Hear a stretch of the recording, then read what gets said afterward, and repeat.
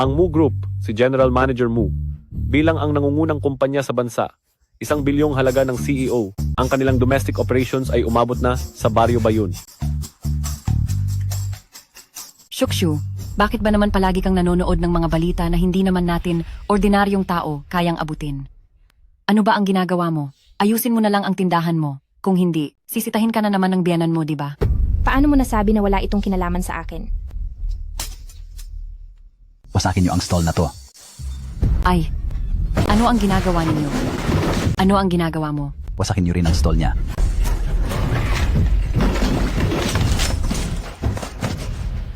Magbayad kayo ng danyos. Hindi ko yata narinig ng tama.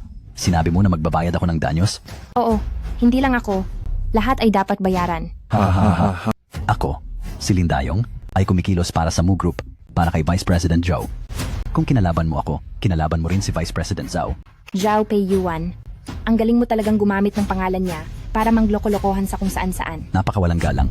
Naglakas loob kang banggitin ang pangalan ni Vice President Zhu ng direkta. Sa tingin ko, gusto mo nang mamatay ano? Ang Vice President Zhao na sinasabi mong mataas at makapangyarihan, pagdating sa akin ay susunod din. Zhou Pei Yuan. Binibigyan kita ng 5 minuto para makapunta sa Barrio Bayun. Kung hindi, ikaw ang bahala sa magiging bunga.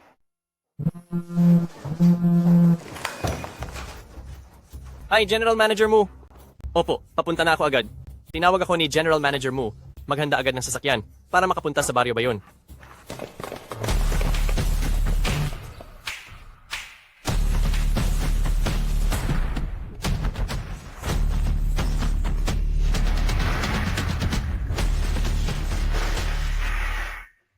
Hahaha. Ikaw na nagtitinda lang? Isang babae mula sa probinsya, talaga namang naglakas loob kang magsalita ng ganoong kalaking salita. Si Vice President Zhao sa buong Qingzhou ay isang Diyos na may kapangyarihang magdesisyon. Hindi ka man lang karapat-dapat lumuhod at maglinis ng sapatos niya. 5 minuto lang naman, bakit kayo nagmamadali? Kapag kinalaban mo si Vice President Zhao, tiyak na mapapahama ka. Pero maganda ang katawan mo, kaya magpakasaya ka. Boss Yong, Bakit pa kayo nakatayo dyan? Sugurin niyo siya. putni na. Sirain niyo siya.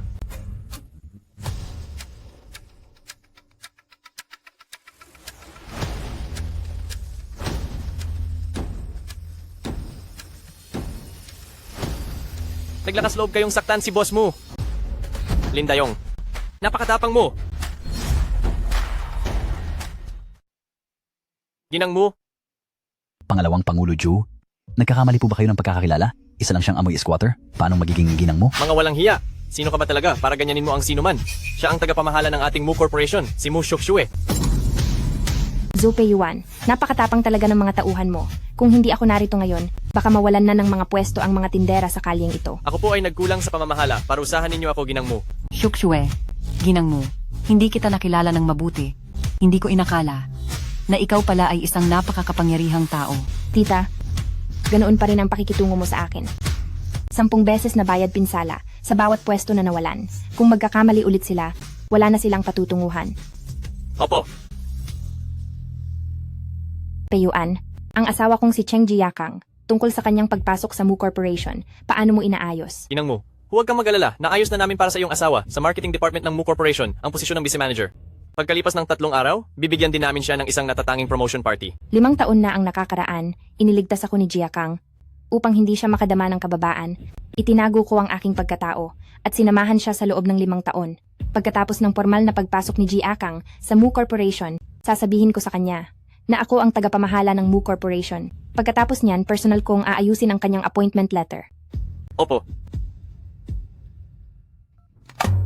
Hello, Ma. Mushakswe, hanggang kailan ka pa ba maglilibang sa labas, ha? Ang gabi na, pinaplano mo ba akong gutumin hanggang mamatay? Pauwi na ako. manager Mu. Ang biyanan niyo po, talagang sobra na. Siya, Hayaan na lang. Basta si Jiakang ay mabait sa akin, ayos na. Aalis na ako. Yun, huwag kang mag-alala. Maaga o huli, sisipain ko si Mu Shaksue, ang babaeng iyon, para pakasalan ka. Bakit hindi mo pa gawin agad? Huwag kang magmadali. Ngayon, may pera pa si Mu Shaksue sa kanyang mga kamay. Kung hindi ko siya uubusin, paano ako masisiyahan? Ang sama mo talaga. Kung ganoon,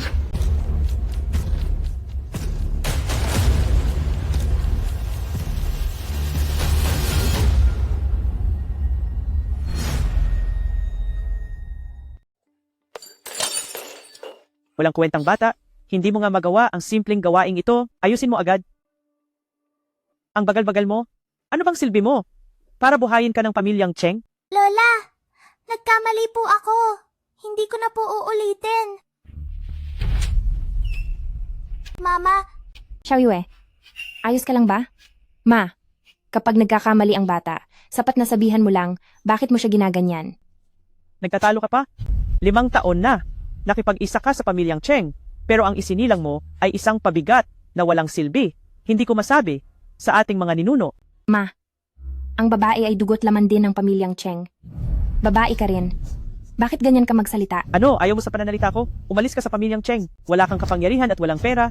Umasa ka lang sa likuran ni Jiakang para pabagalin siya. Ma, sa 5 taon na ito ay nagtiis ako ng husto.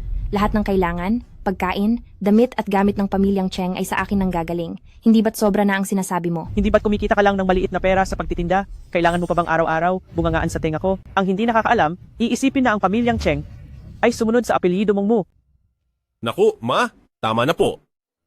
Shockshu, may kasabihan nga, ang palo ay gabay sa mabuting anak, kaya ang pagpalo ni mama kay Xiaoyue ay para rin sa ikabubuti niya. Pero, Huwag kang magsalita. Hello. Ginoong Cheng, binabati ka sa pagsali sa Mu Group bilang Assistant Manager ng Marketing Department. Pagkatapos ng 3 araw, ang Mushi Group ay magho-host ng isang engrandeng promotion banquet para sa iyo. Sa oras na iyon, ang aming presidente mismo ang magbibigay sa iyo ng iyong appointment letter. Ay, mabuti. Pagkatapos ng 3 araw, tiyak na makakarating ako sa oras. Anong nangyari anak? Pagkatapos ng 3 araw, ang Mushi ay mag-host ng isang engrandeng promotion banquet para sa akin. Ito ay ang Mushi Group, libo-libong empleyado. Hindi pa nakaranas ng ganitong karangalan. Mukhang malapit ka na. Ipapalipad ng mataas. Magiging isang maimpluwensyang tao ka na. Ay, Siyempre naman, napakahusay ni Kuya Jiakang. Sa hinaharap, tiyak na magiging isang natatanging tao siya. Jiakang, sino siya? Jiakang, sino siya? Ay ate, kaibigan ako ni Kuya Jiakang. Narinig kong na-promote siya, kaya espesyal akong pumunta para batiin siya. yun. Natanggap ko na ang pagbati mo. Salamat at ikaw pa mismo ang nag-abala. Yun, dumating ka na pala. Kung sakaling maging kayo, ang buti siguro kung ikaw ang maging asawa ni Jiakang. Ma, Tia, wag po kayong ganyan. Nakikita kong napakasimple ni ate. Siguradong isa siyang mabait, pero sobrang tipid na may bahay. Kuya Jiakang, ang swerte-swerte mo talaga. hindi ka dito tinatanggap. Pwede ka nang lumabas. Yun. Baka pwede ka munang umuwi. Kung ganon, alis na muna ako. Ate, sa susunod, magkikita pa tayong dalawa. Jiakang, sigurado ka bang wala kang anumang relasyon sa kanya? Paano magkakaroon? Sa puso ko, ikaw lang ang nag-iisa. Shockshu, malapit na nga akong pumasok sa Mu Group para magtrabaho. Ang Mu Group na yon, puno yun ng pinakamahuhusay, paboritong puntahan ng lahat para magtrabaho, kahit na sa talento at kakayahan ko. Hindi naman ako nagpapahuli sa kanila. Pero sa ngayon, wala pa akong sariling bahay. Tama, ang bahay. Yan ang mukha ng isang lalaki. Kung walang bahay si Jiakang kapag lumabas siya, sisiraan siya at pagtatawanan ng iba. Kapag nagkabahay na tayo, tayong 4 na pamilya, lilipat na tayo. Hindi na kailangang magsiksikan sa luma at masikip na bahay na to. Tama? Kung bibili ako ngayon ng isang mansyon, siguradong hindi maniniwala si Mama at si Jiakang. Mas mabuting hayaan ko silang unti-unting tanggapin kung sino talaga ako. Ma, Jiakang, may naipon pa akong konting pera. Bukas na tayo pumunta at tumingin ng bahay. Sige. Sige. Wow! Anak, napakaganda talaga ng pagkakatayo ng bahay na ito. Oo. Ate, tingnan mo, itong unit na 1 kwarto, 1 sala, ngayon ay 1 milyong piso na lang. Medyo maliit nga lang. At mayroon pa itong 3 kwarto, 1 sala, napakababa ng presyo para sa halaga nito. Ngayon ay 2 milyong piso na lang. Maganda nga itong bahay. Pero wala akong ganito karaming pera ngayon. Aray, asawa ko. Alam kong hindi madali ang kumita mo ng pera, bilihin na lang natin yung maliit. Sa master's bedroom, ikaw at si Xiaoyue na ang tumira. Ako at si nanay ay sa sala na lang matutulog. Di ba?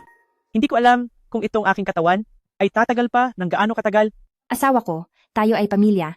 Paano ko hahayaang maghirap ka at si nanay habang ako at si Xiaoyue ay nagpapakasaya?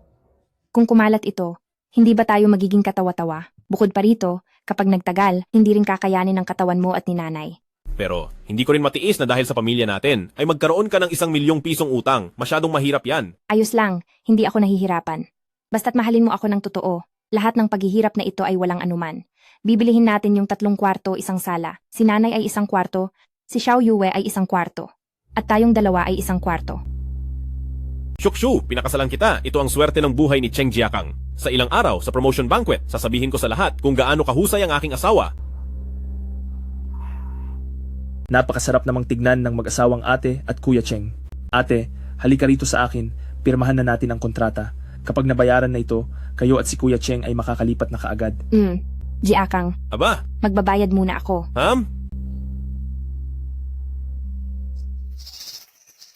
Anak, nakumpirma mo na ba kay Lee? Ang titulo ng bahay na ito ay dapat isulat sa pangalan mo lang. huwag kang mag-alala, ma. Walang kinalaman si Mu Shukshu sa bahay na ito. Anak, ngayong nasa atin na ang bahay? Bakit? Hindi mo na lang siya diretsong harapin?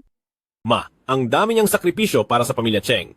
Kung bigla mong banggitin ang diborsyo, tiyak na hindi siya papayag. Sa promotion banquet sa ilang araw, sa harap ng lahat, gusto kong ipaalam sa kanya ang malaking agwat namin. Tara. Si Ginoong Cheng ay napakabata pa, ngunit nakuha na ang pagtingin ni CEO. Mu, tiyak na magiging napakahusay niya sa hinaharap, at ang kanyang kinabukasan ay walang limitasyon. Ay, walang anuman. Totoo iyan. Sa dami ng taon ko sa Mu Group, ito ang unang beses na nakita ko si Mu na nagbigay ng engrandeng pagtanggap sa isang baguhan. Kitang-kita na ang background ni Ginoong Cheng ay napakalalim. Ay, Balita ko, kakakuha lang ni Ginoong Cheng ng bagong bahay at ngayon ay na-promote pa. Ay, ito ay talagang dobleng kaligayahan. Kaya dapat inumin ang baso na ito. mga kasamahan, ako ay nagsisimula pa lang. Ngunit nakuha ko na ang pagtingin ni CEO Mu, tunay na isang biyaya. Gayunpaman, ang aking kakayahan ay hindi pa sapat. Kung may pagkakataon, gusto kong hilingin sa lahat ng mga nakatatanda na suportahan ako at gabayan ako. Iinumin ko ang baso na ito.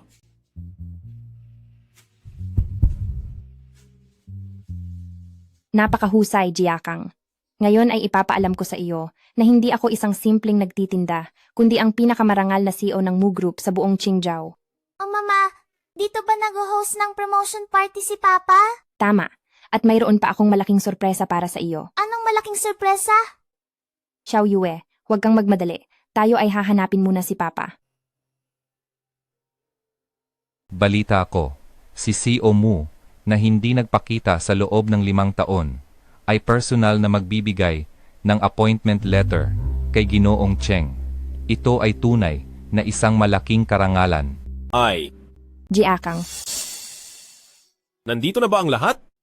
Kung gayon, may sasabihin ako. Tulad ng sabi ng kasabihan, sa likod ng bawat matagumpay na lalaki, ay mayroong isang dakilang babae. Ako, si Cheng Jiakang, ay nakamit ang mga tagumpay na ito ngayon dahil din sa isang babae. Babaeng ito ay palaging nasa likod ko, tahimik na sumusuporta, at hindi ako iniwan. Tagan niyo akong ipakilala sa inyo ang baeng ito na pasasalamatan ko habang buhay. Siya ay si Mama, pinapapunta ka ni Papa. Su Yunyun. Siya si Su Yunyun. Kaya pala ang daming effort sa promotion party na ito, si Manager Su ng Marketing Department, para pala salubungin ang magiging manugang niya. Kung ganoon, Mr. Cheng, ito ay 3 magandang balita sa isang iglap. Binabati kita. Salamat. Ang Jiakang ko ay walang katulad at si Yun naman ay isa sa 100. Silang dalawa kapag magkasama, sila ay isang perpektong pares. Aba, Jiakang, anong ginagawa mo? Hindi ba sinabi mo, wala kayong relasyon? Mu Shukshu, sa posisyon mo ngayon, wala kang karapatang dumalo sa ganitong karangyang piging. Dahilan kung bakit kita pinapunta rito, gusto kong ipaalam sa iyo na matagal na kami ni Yun. Ang ibig sabihin ni Kuya Jiakang ay ako lang ang karapat-dapat na tumayo sa tabi niya. Ikaw ay isang walang pinanggalingang tindera. Hindi ka karapat-dapat. Wala akong pinanggalingan? Hindi ako karapat-dapat? Sino ka ba para magsalita? Bakit mo ako idinidikta? Mu Shukshu, si Yun ay anak ni Manager Su ng Marketing Department ng Mu's Group. Mas mataas ang kanyang halaga ng 100 beses kaysa sa iyo. Napili ko na si Yun bilang manugang ko. Tungkol naman sa iyo, isang babaeng may kasamang pabigat at namumutla, magpakatino ka, umalis ka na. Ma, dahil ba sa malapit ng maging matagumpay si Jiakang, iiwanan niyo na ako, tama?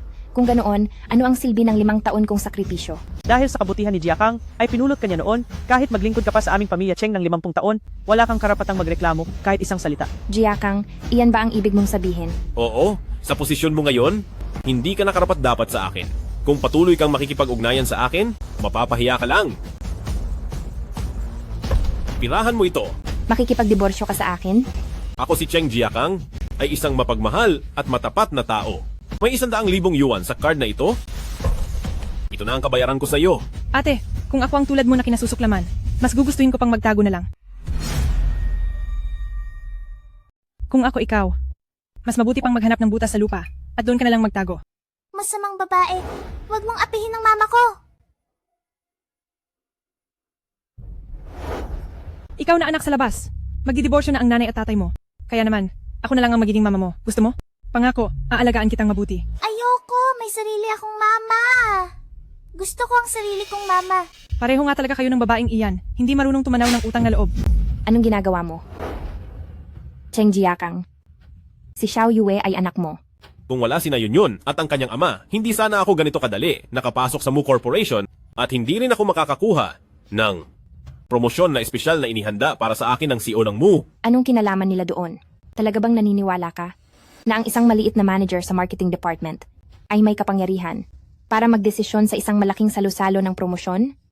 May kapangyarihan na utusan ang museo na personal na mag-imbestiga sa pagpasok ng isang empleyado. Hindi sila, ikaw? Mu Shaoxue, sa oras na ito, huwag kang mag-ilusyon na may magagawa ka. Oo, ako.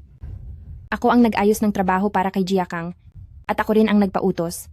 Nabigyan siya ng natatangi na salo-salo para sa promosyon. Kung wala ako, wala kayong silbi na pamilya, Cheng.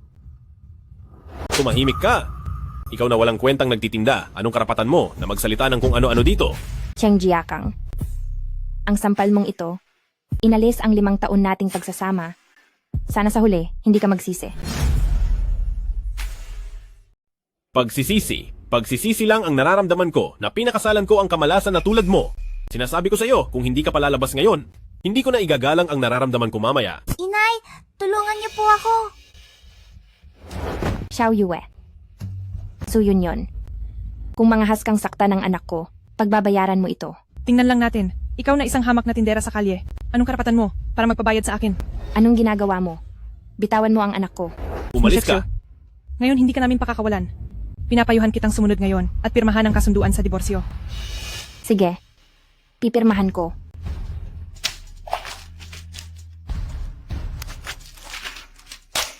Masaya na ba kayo ngayon? Gusto kong lumuhod ka at 3 beses kang yumuko. Ikaw, Luluhod ka ba o hindi?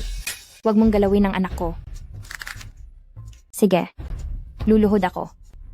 Luluhod ako. Inay, inay!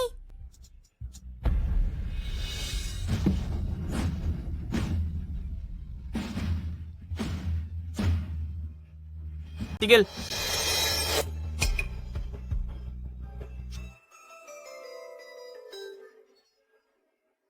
Sino ang mangangahas na saktan siya? Sino ang nangahas na galawin siya? Binibining mo? Ayos ka lang ba? Iligtas si Xiao Yu. Opo. Pakawalan niyo siya. Hindi ko siya pakakawalan. Ano ang magagawa mo? Umalis ka. Ikaw. Xiao Yue, ayos ka lang ba? Ayos lang. Ayos ka lang ba? Mama, may dumating na para iligtas tayo, di ba? Ayos na ang lahat, Yue Yu. Huwag kang mag-alala. Kayo ay mga taong walang pag-iisip. Para kayong nakakain ng puso ng oso at leopard. Naghahanap kayo ng kamatayan. Sa tindi ng kanyang aura, malamang ay isa siyang malaking tao. Mayroon ba kayang hindi natin alam na pagkatao si Shaoxue? Kumusta? Ako si Cheng Jiakang, ang Vice-Presidente ng Marketing Department ng Mu Group. Cheng Jiakang, maaari ko bang malaman kung sino po kayo? Kuya Jiakang, huwag kang matakot sa kanilang pagpapanggap. Ngayon ang espesyal na araw mo. Si Mu Shaoxue na walang kwentang babae ay galit lang siguro dahil iniwan mo siya kaya may hinanakit. Sadya siyang naghanap ng tao. Para magkunwari at umarte. Anak, tama ang sinasabi ni Yun. Si Mu Shaoxue, 5 taon na siyang nakatira sa bahay namin, bukod sa paglalaba at pagluluto, at pagtatrabaho sa tindahan, wala namang kaming nakitang nakikisalamuha siya sa malalaking tao. Tungkol naman sa lalaking ito, malamang ay nagpapanggap lang siya. Sa tingin ko, itong babaeng ito ay palihim na nakikipaglandian sa ibang lalaki. Tama. Aba, kayong dalawa pala. Naglakas loob kayong gumawa ng gulo sa araw ng aking tagumpay? Sa harap ng lahat, security! Guardia! Tingnan natin kung sino ang maglakas loob na gumalaw. Ito! Ginang mo, napakaraming basura. Dalhin niyo po muna ang bata. Ako na ang bahala sa matitira. Mama, Xiao Yue, sige na makipaglaro ka muna sa mga guwardiya. Pagkatapos kong singilin sa kanila ang mga utang nila sa akin sa loob ng maraming taon, babasbalikan kita. Mama, kailangan mong lumabas agad at hanapin ako. Huwag kang mag-alala.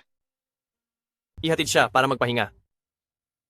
Cheng Jiakang, napirmahan ko na ang kasunduan sa diborsyo. Pwede mo na bang ibalik sa akin ang titulo ng bahay ko? Anong nangyari? Binili ba ng babaeng ito ang bahay? Mu Shuxue, ano ang sinasabi mo? Ang bahay na ito ay sa anak ko.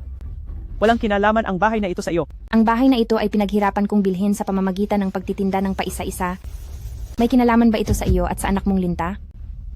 Mu Shuxue, buksan mo ng mabuti ang iyong mga mata at tingnan. Ikaw ba talaga ang nasa titulo ng bahay na ito?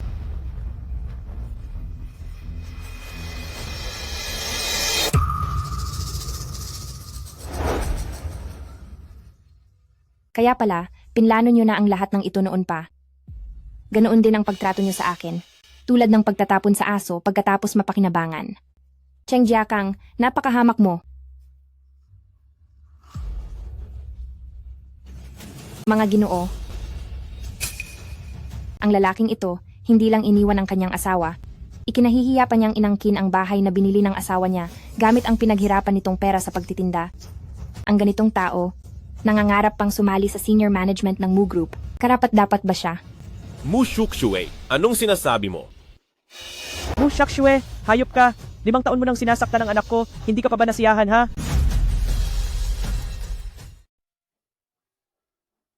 Huwag mo siyang galawin muli kung ayaw mong mawala ang mga kamay mo.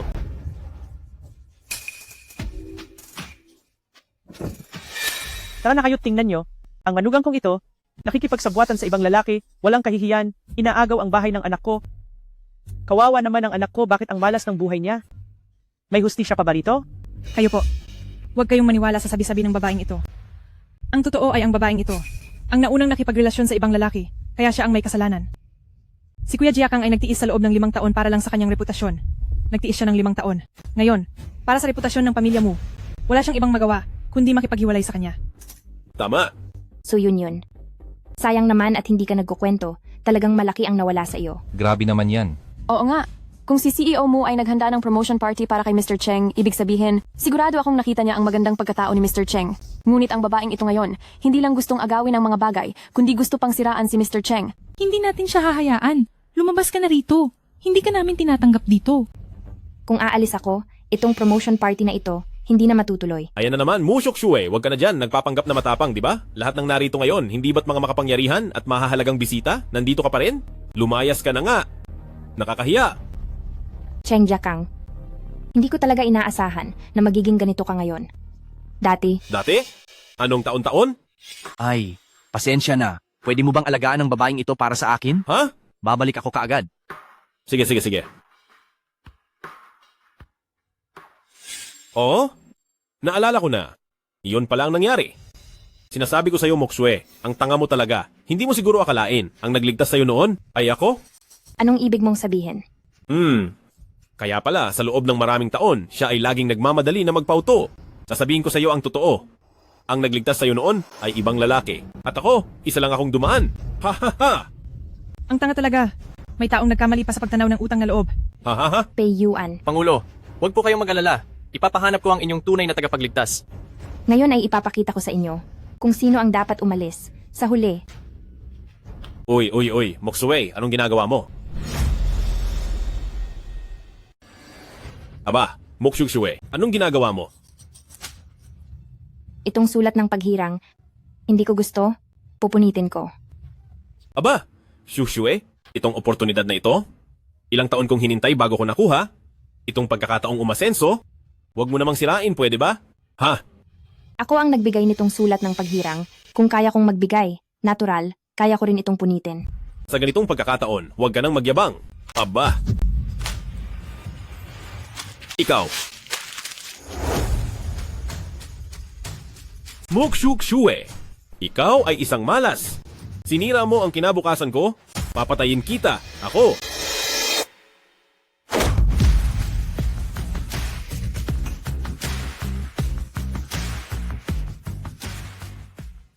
Mukshushwe, ikaw ay isang babaeng itinapon na ng pamilya Cheng. Walang kapangyarihan at impluensya. Bakit ka ganyan ka-arogante? Dahil siya ang CEO ng Mook Group. Kayong mga basura, wala man lang kayong karapatan na diretsong tumingin sa kanya. Sabi mo siya, CEO Mook, kakatawa. Kaming mga tao, kahit pa kami ang mga mahahalagang miyembro ng Mook Group, bihira naming makita si CEO Mook. Kayong dalawang sinungaling, huwag na kayong magsalita ng sarili ninyo dito. Huwag mong isipin na dahil apelido niyang Mook, ay totoo na, siya ang CEO ng Mook Group. Hindi lang ninyo pinunit ang sulat ng paghirang ni Kuya Cheng Jiakang. Sinira ninyo pa ang salusalo sa pag-promote na inihanda ng CEO ng Mook Group para kay Kuya Cheng Jiakang. Maghintay na lang kayo para sa paghatol. Sa buong Qingzhou, wala na kayong lugar. Sige. Maghihintay ako.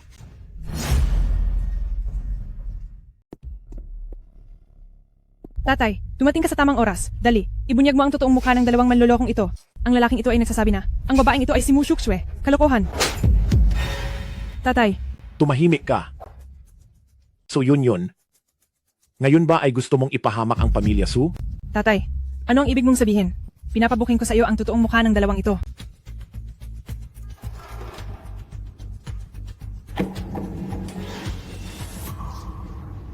Vice Presidente Zhao. Manager Su, hindi ka yata nagkakamali? Alam ng lahat, si Vice Presidente Joe ay laging abala. Kung dumating siya ngayon, hindi ba't matagal na naming narinig ang balita? Manager Su, bumangon ka. Huwag kang magpapadaya sa dalawang manlolokong ito. Siya? Siya ba talaga si Vice Presidente Zhu? Vice Presidente Zhu, ang aking anak na babae ay walang masamang balak. Kung nakasakit siya sa inyo, ako para sa kanya, humihingi ng tawad sa inyo. Kayo ay napakaluwag sa puso. Patawarin na lang siya sa pagkakataong ito. Hindi mahalaga kung ako ang sinaktan. Pero kung saktan mo ang totoong malaking tao, hindi sapat ang ilang buhay ng pamilya Su para pambayad. Alam kong ang aming pamilya Su ay hindi makakatakas ngayon. Handa ako. Huwag nang kilalanin si Su Yunyun bilang aking anak. Siya at ang pamilya Su ay wala ng anumang ugnayan. Vice Presidente Zhu, naway pagbigyan ninyo kami. Pakiusap, bigyan nyo ng pagkakataon ang pamilya Su na mabuhay. Tatay, ano ang ibig mong sabihin? Ako ang iyong tunay na anak.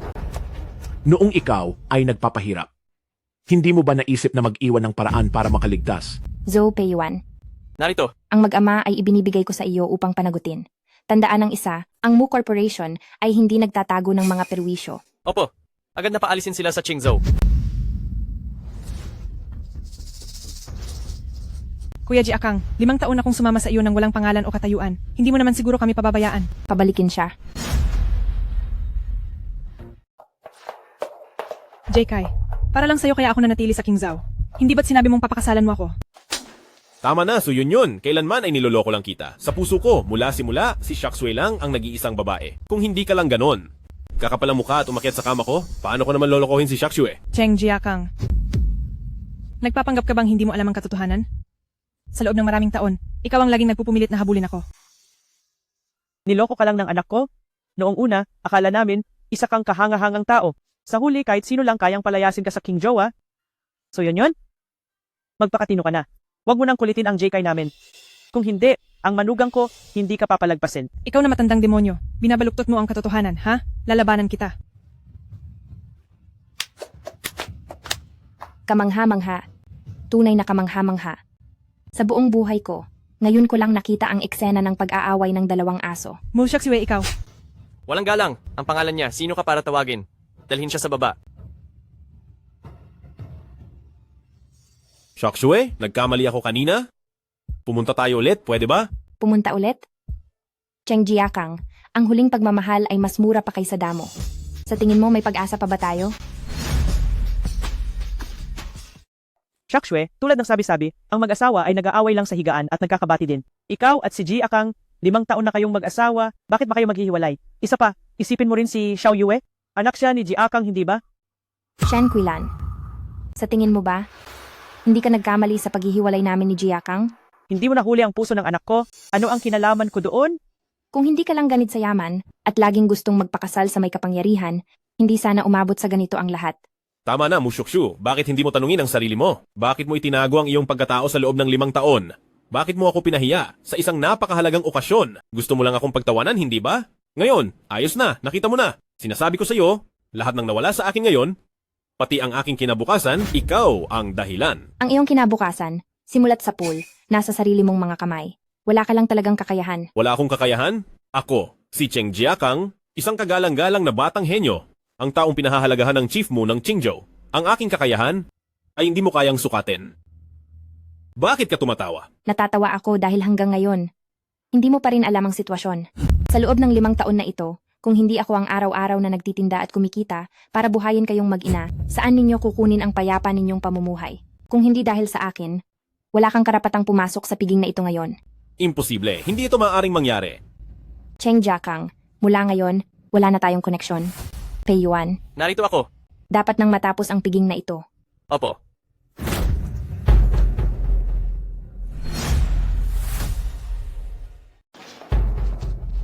Chakshui, nagkamali na ako minsan. Ayoko nang magkamali pa ng pangalawang beses. Bigyan mo ako ng isa pang pagkakataon, okay?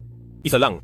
Cheng Jiakang, pinaparamdam mo sa akin na ang lahat ng pinaghirapan ko sa loob ng ilang taon ay parang biro. Sa tingin mo ba may pag-asa pa tayo? Shukshu, alam mo rin kung gaano kahalaga sa akin ang pagkakataong ito. Kung ako at ang aking nanay ay may nagawa noon na nakasakit sa iyo, humihingi ako ng paumanhin. Ngunit ang pagkakataong ito ay akin talaga. Kasalanan lahat ni nanay. Si nanay ay magbabago. Ginoong Cheng. At ang nanay niya ay nagpakumbaba na ng ganyan, bakit pa rin ang babaeng ito napakatigas ng puso? Tama. Si Ginoong Cheng naman ay kinikilalang talent ni President Mu. Kung ganito ang ginawa niya, at hindi ba ibig sabihin nito ay sinasampal niya si President Mu sa harap ng lahat? Ano ang alam ninyo? Ngayon, kahit na lumuhod pa ang dalawang ito hanggang sa masira ang kanilang tuhod, hindi kailangan pansinin ni President Mu.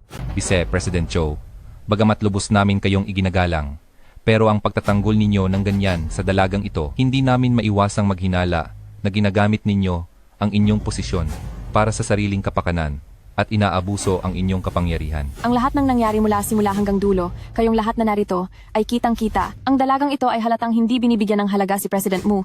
At hindi rin kami mga veterano ng Mu Group binibigyan ng halaga. Napakawalang galang niya, kailangan siyang palayasin. Oo, palayasin. Palayasin. Palayasin.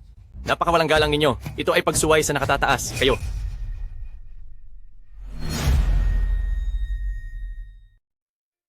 President, sa wakas ay nahanap na namin ang taong matagal ninyo nang hinahanap. Ayon sa maasahang impormasyon mula sa aming mga tao, siya ang president ng Mushi na si Mu Shukshui. Kasalukuyan siyang nasa isang promotion banquet para sa isang lalaking nagngangalang Cheng Jiakang sa Mushi Group. Cheng Jiakang? Siya ang dating asawa ni Miss Mu. Kadarating lang ng diborsyo nilang dalawa.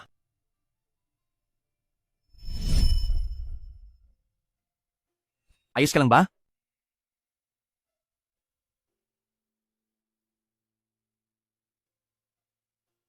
Kung hinalikan mo ako, kailangan mo akong panagutan.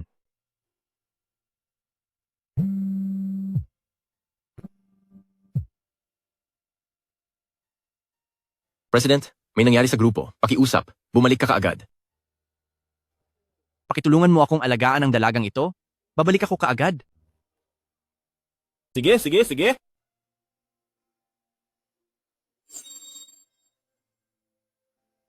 Limang taon na. Sa wakas, nagpakita ka na. Saan ka pupunta, President? May international meeting ka pa mamaya. Pinag-uusapan doon ang proyekto na bilyon-bilyong halaga. Hindi mahalaga. Sa tingin mo ba ay papansinin ko kayo? Hindi ba kayo natatakot na paalisin ko kayo sa Mushi Group? Kahit na hindi kami malalaking tao, sa Mushi Group ay itinuturing din kaming mga haligi. Gusto mo kaming paalisin, sa tingin ko ay wala kang karapatan. Ilang alipin lamang na palipat-lipat ang panig, sino ang nagsabing wala siyang karapatan? Ilang mapagsamantalahang hamak lang. Sino ang nagsabing hindi siya karapat-dapat? Matagal na tayong hindi nagkikita. Sino ka? Ang sabi ni Binibining mo, labis akong nasasaktan. Sa 5 taon na ito, patuloy akong naghahanap sa iyo. Ginoong mo, may narinig akong isang tao. Patuloy na hinahanap ka, marahil siya yon. Tignan mo. Binibining mo, naalala mo pa ba ito? Ano ito? Regalo ng pasasalamat. Ako bilang CEO, hindi kailanman gusto ang may utang sa iba. Ang dalawang iyon, napakalapit sa isa't isa. Siguradong ang babaeng iyan, si Mu Shukshu, ay nagkaroon ng romansa sa labas. Kaya pala, dati, gustong-gusto kita. Ngayon, tila nagbago ka na. Ito pala, matagal na siyang nakuha ng lalaking iyon sa labas. Mu Shukshu, ang babaeng iyan, dati, maliit ang tingin ko sa kanya. Kung gayon, ang nagligtas sa akin 5 taon na ang nakakaraan ay, Tama. Ang jade pendant na ito ay noong 5 taon na ang nakakaraan nang isakripisyo ko ang aking sarili para iligtas ka. Personal mo itong ibinigay sa akin. Binibining mo? Nagpakatapat ako sa iyo ng 5 taon? Hindi ba dapat panagutan mo ako? magkontra. Kalimutan ko na ang nangyari. 5 taon na ang nakakaraan.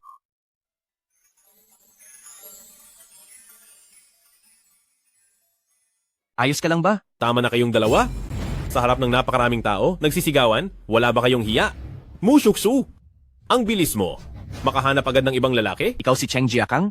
Uy, alam mo ang pangalan ko. Assistant Han? Sampalin. Aray. Kayo. Anak! Sino ka?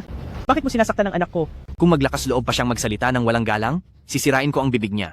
Sampalin. Hindi ka maglakas loob. Ang tapang ninyong dalawa. Kung malaman ni CEO Mu na sa banquet na inayos niya ng gulo kayo, Dong Qingzhou, wala na kayong lugar. Binibining mo? Natatakot ka ba? Ano sa tingin mo?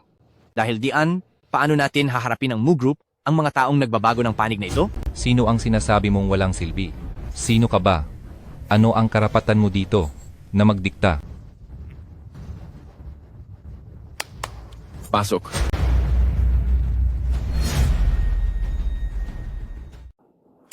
Pumasok.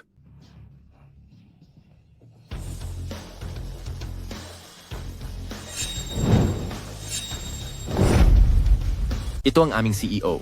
Regalo para kay Mu Xiaojie. Nagkakahalaga ng 300 milyon. 3 milenyong ginseng.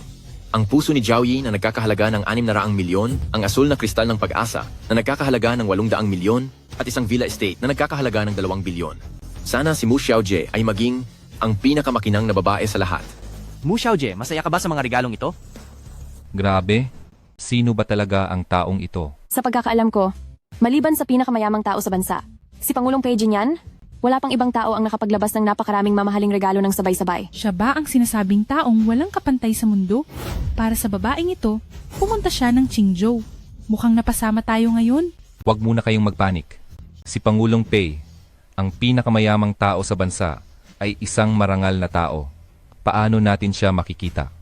Ang taong ito, sa tingin ko ay isa lang siya sa mga manloloko. At ang mga bagay na ito, malayo sa pagiging mamahalin, ay walang halaga.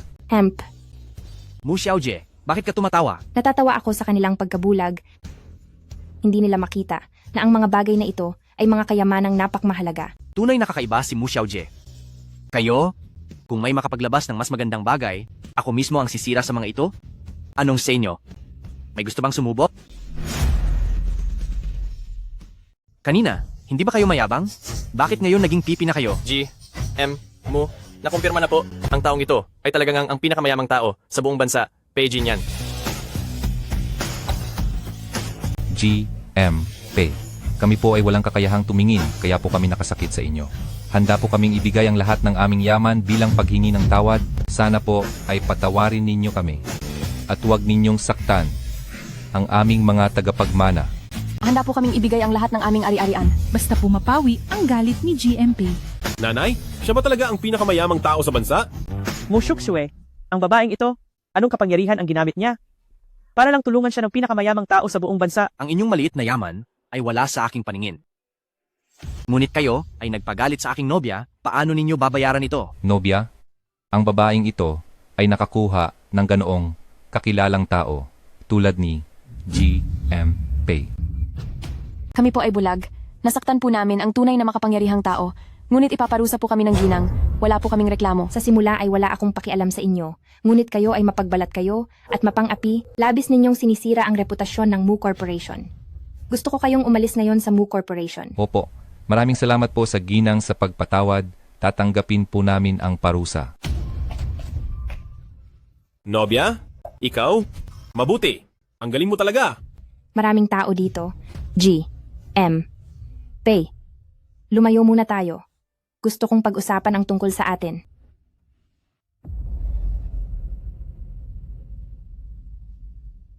Mu Shokshu, tinira mo ang lahat ng sa akin, kaya wag mo ring asahan na magiging maayos ka. Binibining mo. Saan mo ba ako dadalhin? Ginoong Pei, salamat sa nangyari. 5 taon na ang nakalipas. Dahil sa iyong pagdating, nalaman ko na wala akong utang sa pamilyang Cheng. Pero, katatapos ko lang, ng isang bigong kasal at hindi ako nagpaplano na makipag-ugnayan sa ibang lalaki. Naiintindihan ko ang mga agam-agam ni binibining mo. Gayunpaman, dahil 5 taon na akong naghintay, hindi ko naman alintana ang maghintay pa ng 5 taon. Hindi ba nagkukulang? Nang babae ang paligid ni Ginoong Pei? Hindi. Pero hindi ko sila gusto. Mu Shokshu Talaga palang akala ko may malaki kang kakayahan. Ngayon, lumalabas na ikaw lang ay gumagamit ng reputasyon ng pamilyang Mu at ng isang mas makapangyarihang lalaki para ipahiya ako sa harap ng maraming tao. Wala kang silbi! Wala kang silbi! Kung sino ako, wala kang pakialam doon. Pero kayong dalawa ay parang linta na hindi matanggal-tanggal. Mu Shokshu, sino ang sinasabi mong parang linta? Sa loob ng 5 taon na ito, pinakinabangan mo ang pamilyang Cheng, pinakinabangan mo si Ji Akang. Ngayon, natuto ka pang manisi. Mu Shokshu, ikaw, anong gagawin mo? 5 taon na ang nakalipas. Kung hindi niyo ako, patuloy na niloko na kayo ang nagligtas sa akin. Hindi ako magpapagamit sa inyo ng ganito katagal. Anong gusto mong mangyari? Kumain ka sa amin sa Cheng family, uminom ka sa amin sa Cheng family, may karapatan ka pa? Ano? Ngayon nakahanap ka ng mas magandang mapagkukunan? Gusto mo kaming itapon na lang? Sinasabi ko sa iyo, hindi pwede. Ang utang mo sa Cheng family, hindi mo mababayaran habang buhay. Kayo talaga ay walang hiya. Ginoong Pei, kayo ay nasa tuktok ng duo, mga pinakamayaman sa buong bansa. Anong klaseng babae ba ang hinahanap nyo na hindi nyo makita? Bakit kailangan nyo pang hanapin ang isang baluktot na babae tulad ni Maksue? Basta gusto nyo. Bahala na ako sa paghahanap ng babae para sa inyo. Sisiguraduhin kong ang makikita kong babae para sa inyo ay maganda at sexy, mapanukso at kaakit-akit, isang nilalang na walang kapantay. Sigurado akong matutuwa kayo. Matutuwa ako? Oo nga. Ay naku, magkakapatid tayo sa pananaw ng kalalakihan. Alam natin ang isa't isa. Basta bigyan lang ako ng pagkakataon ni Ginoong Pei, hindi ko bibigoin si Ginoong Pei. Ako. Ay naku. Duwag. Walang lalaki ang maaaring siraan ng dating babae niya ng ganito. Lalo na ang babaeng hindi mo naman kayang abutin. Anak, ayos ka lang ba? Huwag na kayong magpakita sa harap namin. Ginang mo? Tara na. Maksue. Pei Jin yan. Darating ang araw, kayo ay yuyurakan ko. Naunawaan na ni Binibining Liu Yun ang kinaroroonan ni Binibining Shushui. Ang baboy na yan, talagang matibay ang buhay. Pero hindi ko hahayaang maging masaya ka. Binibining mo, bakit ka masyadong nagagalit? Isang babae lang naman yan, di ba? Matutulungan kita. Paano po ako tutulungan ni Panginoong Fujiu? Narinig ko, meron siyang dating asawa, si Cheng Jiakang.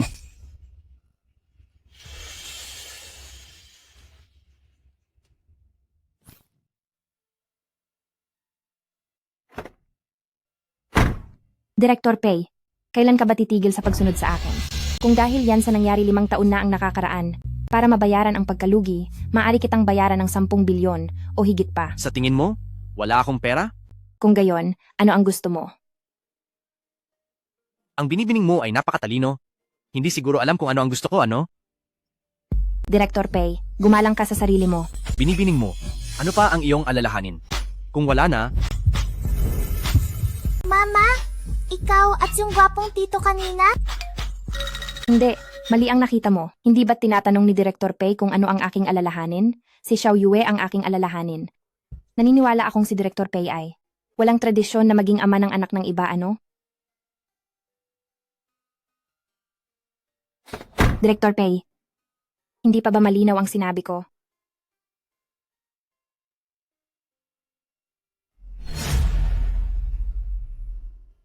Nanay, gusto ko po yung gwapong tito. Sana siya na lang ang tatay ko. Anak, unang kita pa lang, bakit mo siya nagustuhan kaagad? Kasi po ang gwapo ni tito.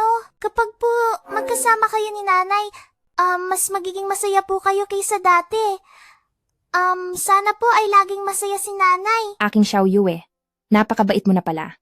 Pero ang mga lalaki, hindi sila mapagkakatiwalaan.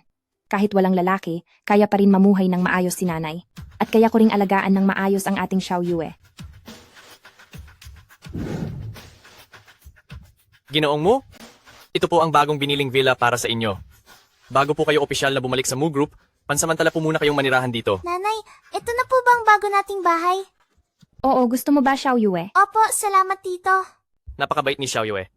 Ginoong Mu, kumpleto na po ang lahat ng kailangan sa pamumuhay.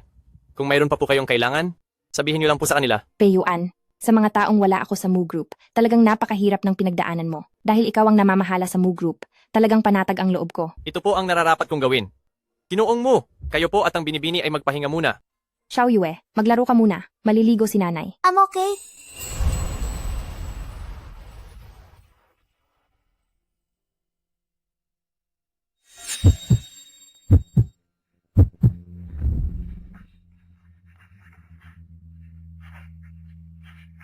Paano ko siya naiisip? May nakalimutan kaya si tito?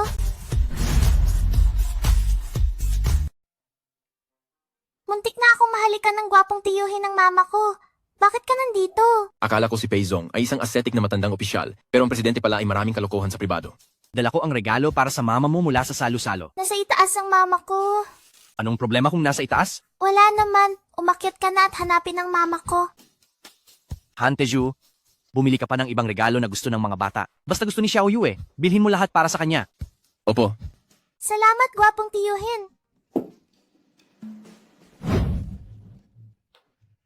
Xiao Yue, pakikuha mo nga ang tuwalya para kay mama.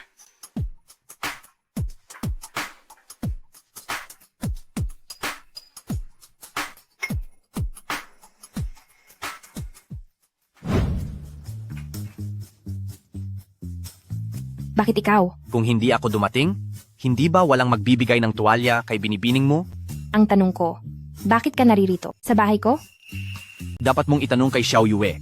Siya ang nagpapasok sa akin at siya rin ang nagsabi sa akin na nasa itaas ka, pero hindi niya sinabi na naliligo ka.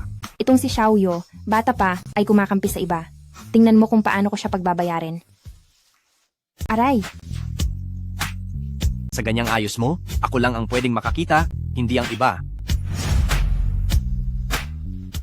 Mahilig maging bastos si Mr. Pei, ano? Mr. Pei, pakiusap, lumabas ka muna, magbibihis na ako.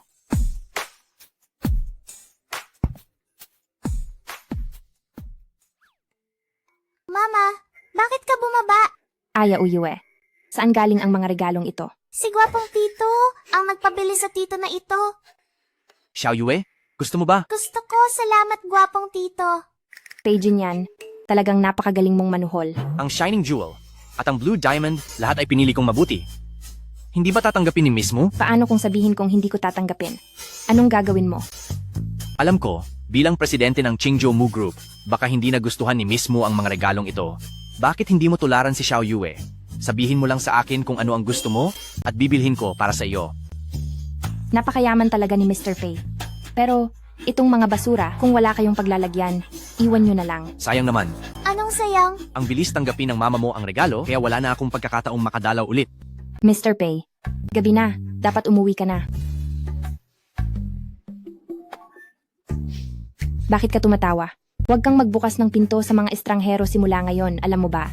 At huwag kang tatanggap ng regalo mula sa mga estranghero. Pero hindi naman estranghero si gwapong tito.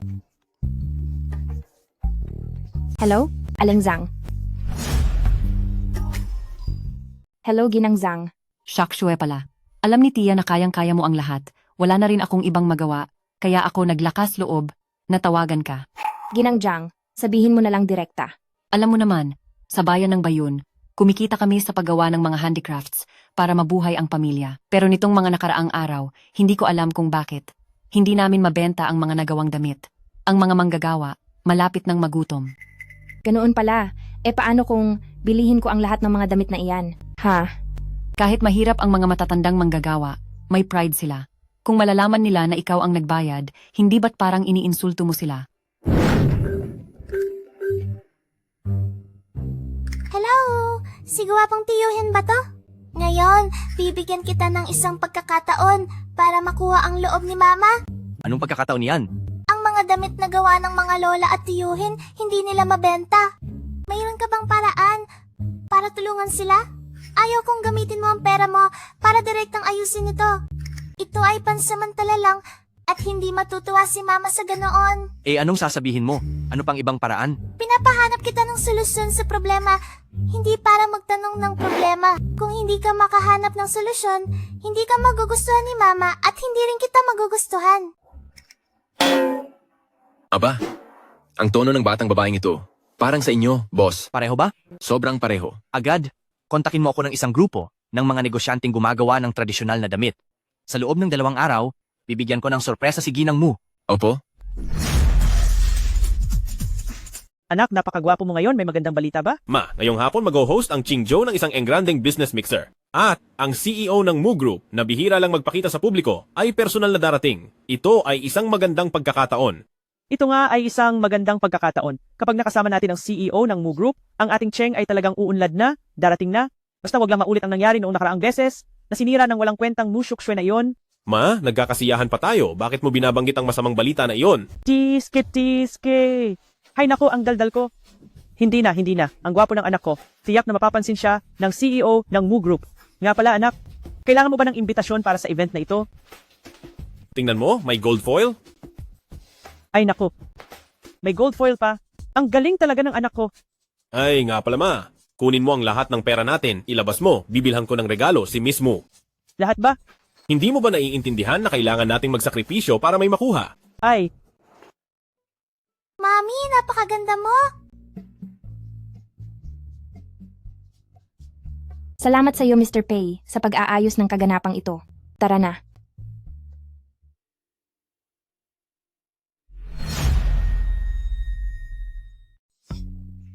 Pei Jinyan, ano ang ginagawa mo? Para hindi ka na masyadong tignan ng ibang lalaki, kailangan kitang pahirapan muna ngayon. Pei Jinyan, possessive ka ba? Oh, talaga? Gusto mo ba? Magpakatotoo ka. Xiao Yue, tara na. Ang ganda ng mga damit na ito. O-order muna ako ng 1 milyon. Ako?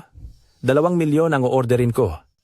Ay naku, salamat. Salamat sa inyong lahat. Magaganda nga ang mga damit na ito, pero masyadong malaki ang risko. Bakit ang bilis ninyong umorder? Kapatid, dapat malayo ang iyong pananaw. Hindi ito ordinaryong business wine party. Alam mo ba kung sino ang sumusuporta dito? Si President Pei Jinyan. Siya ang kilalang pinakamayamang tao sa buong bansa.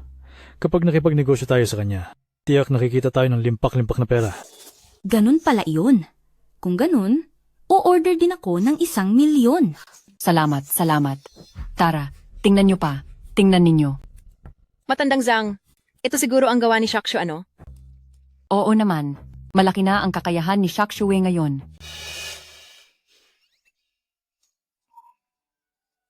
Mama, ideya ito ng gwapong tito. Tinulungan niya tayo ng malaki, kaya hindi mo siya dapat takbalewalain. Tara na. Tingnan mo, katabi ni Presidente Pei. Sino yung babaeng iyon? Si Presidente Pei mismo ang kasama niya. Tiyak na isang malaking personalidad iyan. Narinig ko kasi na parating din ngayon ang presidente ng Mu Group mula Qingzhou, malamang siya na yun. Sa tingin mo, ano kaya ang pinag-uusapan nila? Siguro sinasabi nilang bagay daw tayo? Na talagang swak na swak tayo.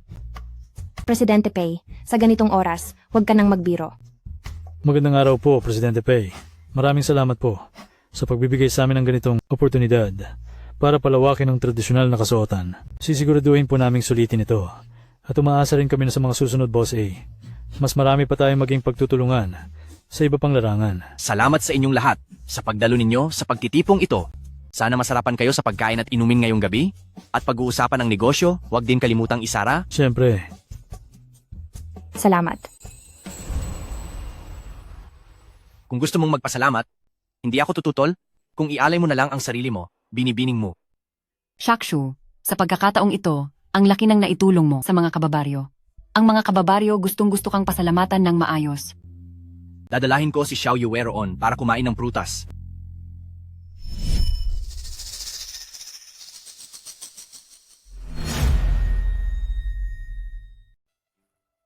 Ang likod ba ni Muzang ay parang pamilyar? Ang mga bagay ay ibinebenta ng lahat, kaya hindi nyo na kailangang maging masyadong magalang. Muzang! Mag-ingat ka, Muzang. Ayos ka lang ba? Buti na lang pinasuot ako ni Paige niyan ng maskara na ito. Ang basura na lalaking ito, hindi niya ako nakilala. Magandang araw po, Muzang. Ako po si Cheng Jiakang. Unang pagkikita. Sana po ay gabayan ninyo ako. Cheng Jiakang, talagang ang henyo kang bata at may magandang kinabukasan. Karangalan kong makilala ka. Muzang. Sa unang pagkikita natin, ito po ang pamana ng aming pamilya, isang hairpin. Sa tingin ko po, bagay na bagay ito sa ulo ninyo, Muzeng. Pamana? Cheng Jiakang, talagang ang sinungaling ka. Jiakang, tingnan mo. Maganda ba ang hairpin na ito? Kasal ka na. Anong silbi kung maganda ka? Umalis ka na. Marami pa akong gagawin sa bahay. Aalis na ako. Hi. Dati gusto ko lang ng pinakamurang hairpin, pero ayaw mo pa ring bilhin para sa akin. Ngayon naman, nilustay mo ang lahat para lang bilhin ang hairpin na ito para suyuin ako. Ano ang iniisip mo, ginang mo? Nahulog kaya ang loob niya sa aking katapatan? Ginoong Cheng, hindi ako tumatanggap ng mga bagay nang walang pinaghirapan, pero naabot ko ang iyong intensyon. Nabalitaan ko bang kasal ka na, Ginoong Cheng? Hindi ko akalaing alam mo pa ang tungkol sa kasal ko, ginang mo. Mukhang ikaw, ginang mo, matagal nang may gusto sa akin, kaya ganoon na lang ang pagpapahalaga mo sa akin. Huwag kang mag-alala, ginang mo, ang babaeng iyon, matagal na kaming diborsyado, at wala kaming kahit anong pagmamahalan. Ang lagi kong hinahangaan ay isang marangal at eleganteng babae na tulad mo, ginang mo. Nakasuot ako ng maskara, hindi mo pa ako nakikita, tapos sinasabi mong gusto mo ako, parang biro lang iyan. Ginang mo, kahit nakasuot ka ng maskara, hindi nito matatakpan ang iyong natatanging kariktan. Oh? Kung ikukumpara sa iyong dating asawa, paano? Ginang mo, huwag mo nang banggitin ang babaeng iyon na walang prinsipyo. Siya ay parang putik sa lupa na hinahayaan lamang apakan ng kahit sino. Paano siya maihahambing sa iyo? Na kasing ganda ng ulap? Hindi ba? Cheng Jiakang, para makamit mo ang kapangyarihan at kayamanan, napakabilis mong magsalita. Ang masamang tao na iyon, inaapi na naman si Mama. Pupunta ako para tulungan si Mama. Gwapo kang tiyo, bakit mo ako pinipigilan? Mushokshu, kung ang lumang basura ay hindi mo lilinisin, hindi na kailanman makakapasok ang ibang tao sa puso mo? Ate Muling, itong hairpin. Ginoong Cheng, kunin mo na lang itong hairpin. Mas pinahahalagahan ko ang pagkatao at sinseridad kaysa sa mga material na bagay. Tama. Ang sinseridad ang pinakamahalaga. Ate Muling, hindi ko alam kung may karangalan ba ako. Nayayain kang sumayaw? Lumuhod ka. Lumuhod? Hindi ba sinabi mo kanina na taos puso mo akong inaanyayahang sumayaw?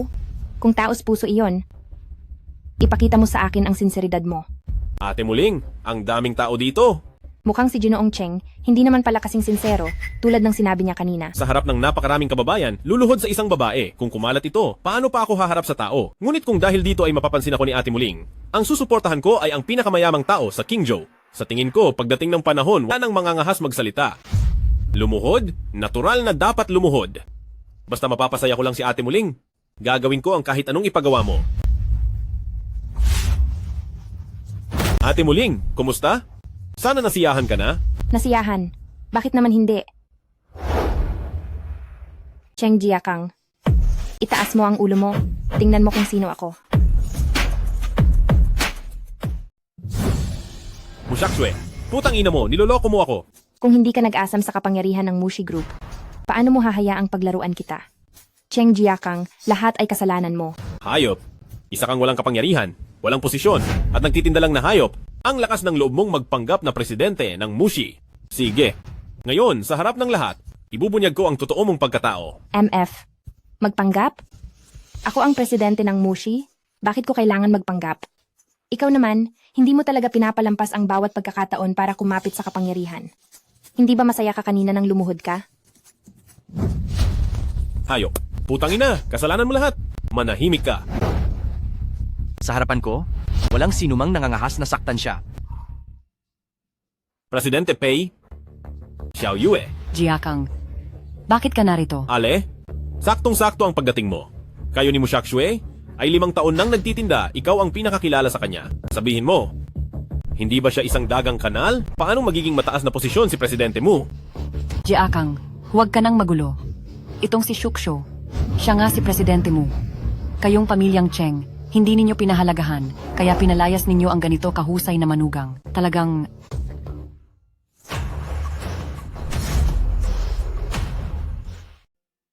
Nanay, masakit po ba dito?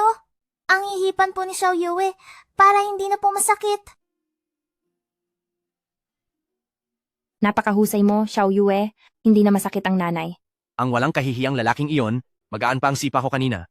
Ginoong Pei, hindi ka gaanong malakas, kundi nahuli ka. Kanina pa ako nanonood ng drama, nasayahan ka na? Napakatalino mo talaga, binibining mo. Mabuti na lang at nasa panig mo ako, binibining mo. Kung ako ang kaaway mo, siguro mas masahol pa ang kahihinatnan ko kaysa sa lalaking iyon kanina. Ginoong Pei, may problema? Hindi ba sabi ninyo na ang mga damit ninyo ay pawang-gawang kamay at walang kapares? Pero malinaw kong natatandaan na 2 araw na ang nakalipas ay may eksaktong kaparehong estilo sa fashion show na ginanap sa Yuzhou. Hindi lang sapat ang material ng mga damit na ito, higit sa lahat, mas mura ang presyo nila. Totoo bang sinasabi mo? Kung hindi kayo naniniwala, maaari ninyong itanong sa labas.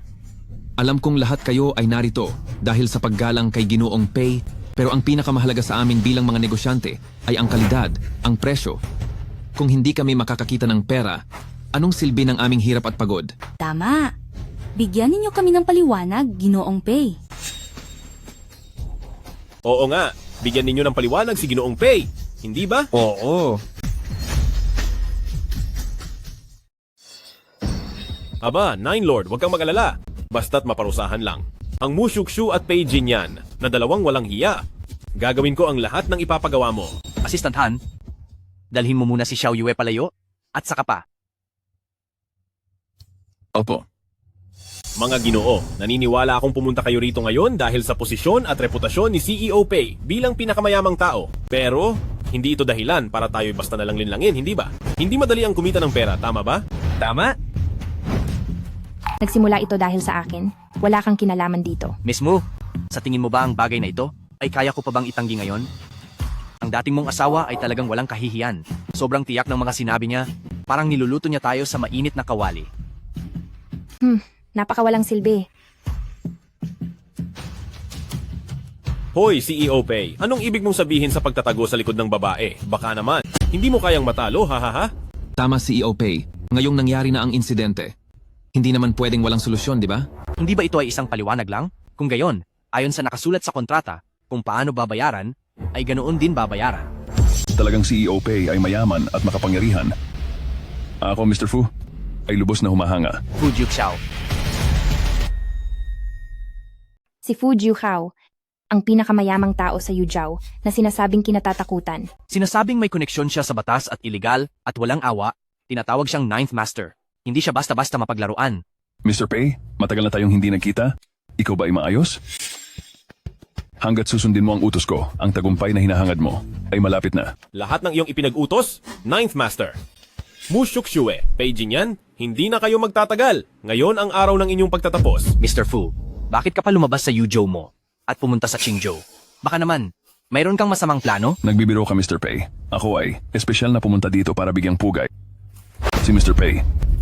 Ganyan ba ang paraan mo ng pagbibigay pugay, Mr. Fu? Siya, ang babaeng matagal nang nasa isip ni Mr. Pei, tama? Talaga namang may kakaibang karisma at hinahangaan. Si Ninth Master Fu ay hindi pala gaanong seryoso gaya ng sabi-sabi. Hahaha, tama ka. Mismo, ikaw ay prangka. Gusto ko yan. Fu Jiuxiao, ano ba talaga ang gusto mong mangyari? Huwag kang masyadong seryoso. Nabalitaan ko. Sa cocktail party na inorganisa ni Mr. Pei, may nagnakaw sa disenyo ng aming designer at ginawa pa nilang damit, ibinenta pa sa publiko. Ang ganyang kawalang hiyaan, syempre, kailangan kong tingnan ng maayos. Mr. Pei, kami ay nag-order dahil sa iyo at sa iyo lang. Pero ginamit mo tong mga peke para ipahiya kami. Oo nga, Mr. Pei, kailangan mo kaming bigyan ng paliwanag. Kahit kami ay lalabanan ka namin. Ibibigay namin sa inyo ang paliwanag. Tungkol naman sa utak sa likod nito, aalamin ko kung sino ang may kagagawan. Ang utak sa likod, ang tinutukoy mo ay iyong mga nagpapanggap na. Manggagawa, di ba? Wala kaming ginawa. Ginagarantiya namin na wala kaming kinopyang disenyo. Itong mga damit, kami mismo ang gumawa nito. Ang garantiya? Isang dukhang taga-nayon? Magkano ba ang halaga ng pagkatao mo? Ikaw. Mr. Pei, Shakshu, Wala kaming ginawa, kailangan ninyo kaming paniwalaan. Huwag kayong mag-alala. Alam ko kung anong klase kayong mga tao, higit pa sa sinuman. Aalamin ko ang katotohanan. Sa tingin ko, dapat muna nating bigyan ng katarungan ang mga walang salang negosyante na naloko. Pagkatapos ng lahat, nandito sila para magnegosyo, pero hindi nila inaasahan na maloloko sila. Anong ipinagyayabang mo, Fujuk Xiao? Kahit hindi ka maniwala sa kanila, nandito pa rin ako, di ba? Ako na lang ang puntiryahin ninyo. Tama na, Mu Shaksue. Sino ka ba nila? Anong karapatan mong makialam sa kanila? Ano? Ang pagkain, pag-inom, at pagdumi nila sa hinaharap, ikaw na ang bahala? Shakshu, General Manager Pei. Sapat na ang naitulong nyo sa amin. Lubos kaming nagpapasalamat. Pero sa pagkakataong ito, ang problema namin, kami mismo ang magsosolusyon. Tia. Dahil nagkaroon ng problema sa aming panig, handa kaming managot. Oo, kami ang may kasalanan. At hinding-hindi kami tatakas sa responsibilidad. Hindi na namin pipirmahan ang kontratang ito. Tiya, ang kontratang iyan ay bisa sa batas? Sasabihin mo lang na hindi ka pipirma at hindi ka napipirma? Kung wala kang pinag-aralan, huwag ka nang lumabas, hindi mo nga alam kung saan ka nakakahiya? Cheng Jiakang, bakit ganyan ka makipag-usap sa akin? Mula pagkabata, kinalakihan na kita. Ako ang nakatatanda sa iyo. Nakatatanda? Ano ba ang silbi ng nakatatanda? Mga matatandang kumain lang ng mas maraming bigas kaysa sa akin, ano? Niisip talaga niya na siya ay nakakita ng makapangyarihan. Ikaw. Kahit hindi na matuloy ang negosyong ito, hinding-hindi namin papayagan na siraan ang aming mga damit. Tama! Kung hindi kami kikita ng perang ito, uuwi na lang kami sa bukid para magtanim. Sige.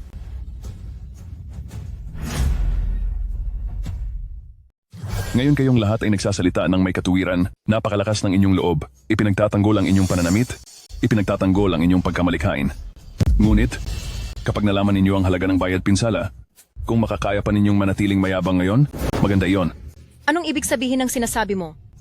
Ayon sa kasunduan sa bayad pinsala sa kontrata, kung ang Partido A ay may anumang panunulad o iba pang hindi nararapat na pamamaraan ng kompetisyon na magdudulot sa Partido B ng hindi na maibabalik na pinsala sa ekonomiya, kinakailangan magbayad ng 10 beses ng halaga ng kontrata. Hayaan ninyong kalkulahin ko? 10 beses ng 1 milyon, iyon ay 10 milyon. 10 beses ng 10 milyon, iyon ay 100 milyon. 100 milyon? Kahit pa ibenta kayong lahat na matatanda, ayon sa timbang, hindi pa rin kayo makakabayad ng kahit isang bahagi. Mukhang handa sila sa pagkakataong ito, at ang kanilang pamamaraan ay lubhang kasuklam-suklam. Binibining mo, nasaan ang Vice Presidente Zhao na laging kasama mo? Hindi rin naman bumalik ang personal na katulong ni Pangulong Han, hindi ba? Talagang nagkakasundo tayo sa isip. 100 milyon. Ano ang gagawin natin ngayon? Anong gagawin? Kahit maubos ang lahat, babayaran natin.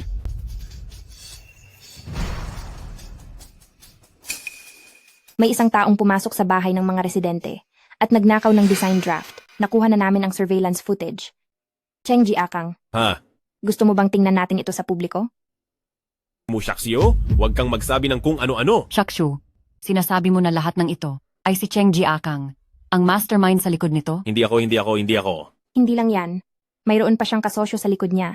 Isang hindi imbitadong taga-suporta, hindi ba Fu Juye? Ginoong Fu, matagal ko nang sinabi. Ang Qingzhou ay hindi kailanman isang lugar na po pwede mong puntahan basta-basta.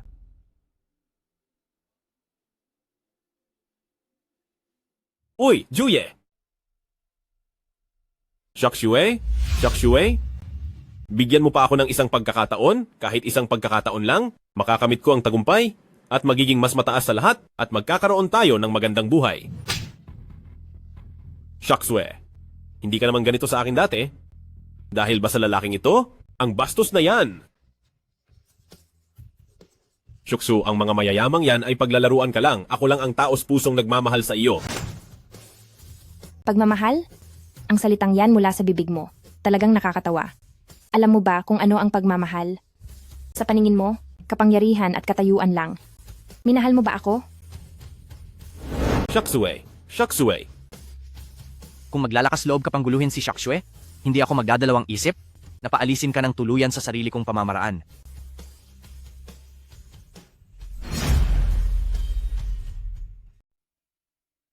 Anong nangyari? Malungkot ka. Ngayon, malaki ang kawalan ni Fu Juxiao. Sa kanyang estilo na gumanti sa bawat maliit na bagay, hindi niya ito hahayaan. Nag-aalala ako. Huwag kang mag-alala. Nandito ako, Hindi siya mangangahas na maging bastos. Ito ang bagay sa pagitan ng Qingzhou at Yuzhou, kaya naming ayusin. Ang kagalang-galang na pinakamayamang si Presidente Pei. Araw-araw, ganito ba siya kawalang ginagawa? Ngayon, ang pinakamahalagang bagay ay ang makuha ka. Ito ay isang aksidente lang 5 taon na ang nakakaraan. Iyan na klaseng bagay, sanay na siguro si Mushoksho. Pero iyon ang una ko. Kaya natural lang na tatandaan ko ito habang buhay. Hindi ko inaasahan na handa siyang gawin ito para sa akin. Parang gusto kong makasama siya. Tungkol sa nangyari 5 taon na ang nakakaraan, binibining mo, hindi ka ba nagtataka? Bakit biglang nawalan ng preno ang sasakyan mo? Bakit ka nakakain ng gayong nakapagpapagaling na gamot?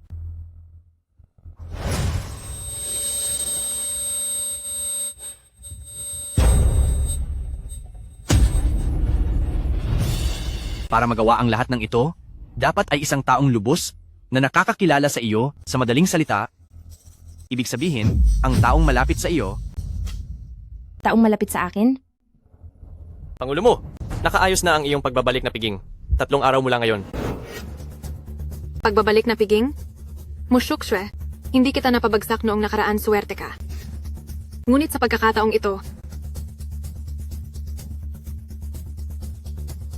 tingnan natin kung paano ka, isang babaeng itinapon mula sa isang maliit na pamilya, magkakaroon ng karapatang makipagkompetensya sa akin?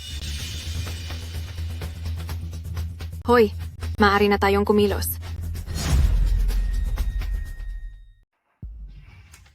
Lolo, oras na po para inumin ang gamot ninyo.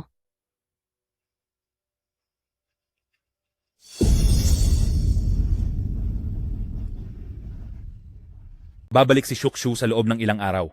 Ang batang ito, dating pilit na nanatili sa pamilya Cheng, ayaw maging isang magandang CEO. Mas pinili pang magtinda sa kalsada para kumita. Mabuti na lang ngayon, sa wakas ay natauhan na. Binabati ko po kayo, Lolo. Kapag nainom nyo na po ang gamot na ito, makakapagpahinga na po kayo ng maayos? Ano ang sinasabi mo?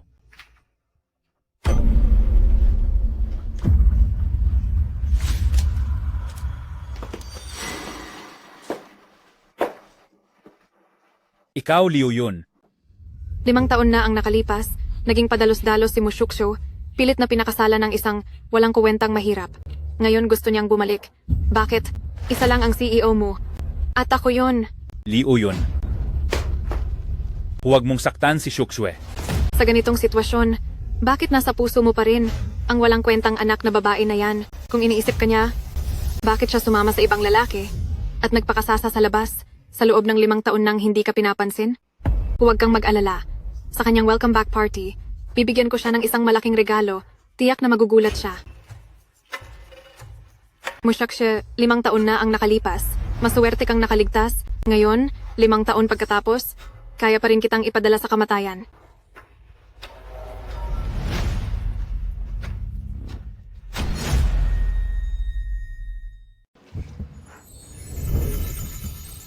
Napakaganda niyo po. Sobrang kaakit-akit. Sa buong Qingzhou, ako lang ang maaaring bahagyang maging karapat-dapat sa inyo. Ito ba ang matamis na salita ng isang lalaki? Ito ay matatamis na pambobola.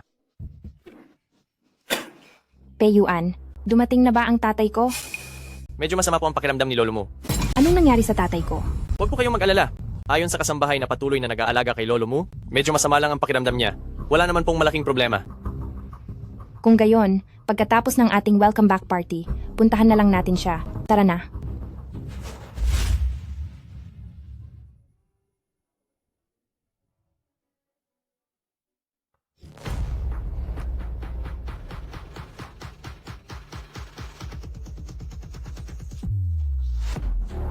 Tingnan nyo, dumating na si Ganang. Mu.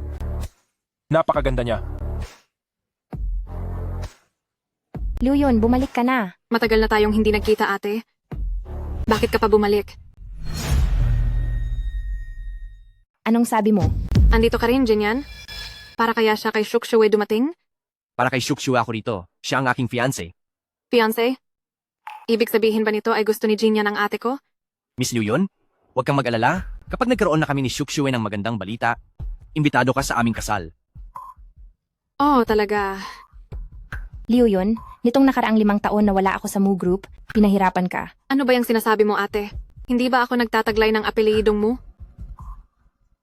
Ang maluwalhating pagbabalik ni President Mu, sa pamumuno mo, ang Mu Group ay tiyak na mas magiging marilag. Tama ka, President Mu. Ikaw ang pag-asa naming lahat. Kaming lahat dito. Matagal na naming hinihintay ang iyong pagbabalik. Mushakshe, bakit sa pagbalik mo lang ikaw na lang ang nakikita ng lahat? Bakit madali mong nakukuha ang lahat ng gusto mo? Samantalang ako, kailangan kong magsumikap. Huwag kayong paloloko sa babaeng ito. Hindi siya anak ng pamilyang Mu, at hindi siya karapat-dapat na maging CEO ng Mu Group. Kahit gaano pa siya kagaling magpanggap, hindi maitatago na siya ay isang ganap na manloloko. Mukha, nababaliw ka na ba? Ano ang sinasabi mo? Siyempre alam ko, aking Mushukshu, ang tagal ko nang tinatago ang sikretong ito para sa iyo. Ngayon, sa harap ng napakaraming tao, ibubunyag ko ang iyong tunay na anyo. Binibining Mu Liuyun, ano ang ibig mong sabihin? Sinasabi mo bang si Pangulong Mu? Si Mu Shukshu, hindi siya tunay na miyembro ng pamilya Mu? Imposible naman yan. Lahat kami rito ay nakita si lumang Pangulong Mu na kasama si Binibining Shukshuwe sa iba't ibang kaganapan. Paano siya magiging huwad? Ang lahat ng ito ay isa lamang panlilinlang ni Pangulong Mu upang protektahan ang kanyang tunay na anak. Panlilinlang? Shakshu, sa loob ng napakaraming taon na ikaw ay naging anak ng pamilya mo, oras na upang ibalik mo sa akin ang posisyon na akin. Mu Liuyun, ano ang sinasabi mo? Ikaw ay ampon lamang ng aking ama. Paano ka magiging tunay na anak ng aking ama? Mushukshu, dapat nang matapos ang palabas ng peking mayamang babae na ito. Ako ang tunay na anak ni Mu Hanzeng, at ikaw ay isa lamang manloloko na uhaw sa karangalan. Bawat salita na sinabi mo, hindi ko pinaniniwalaan. Alingwang. Ako ay kasambahay sa pamilya mo. Nagtrabaho na sa pamilya mo ng 30 taon.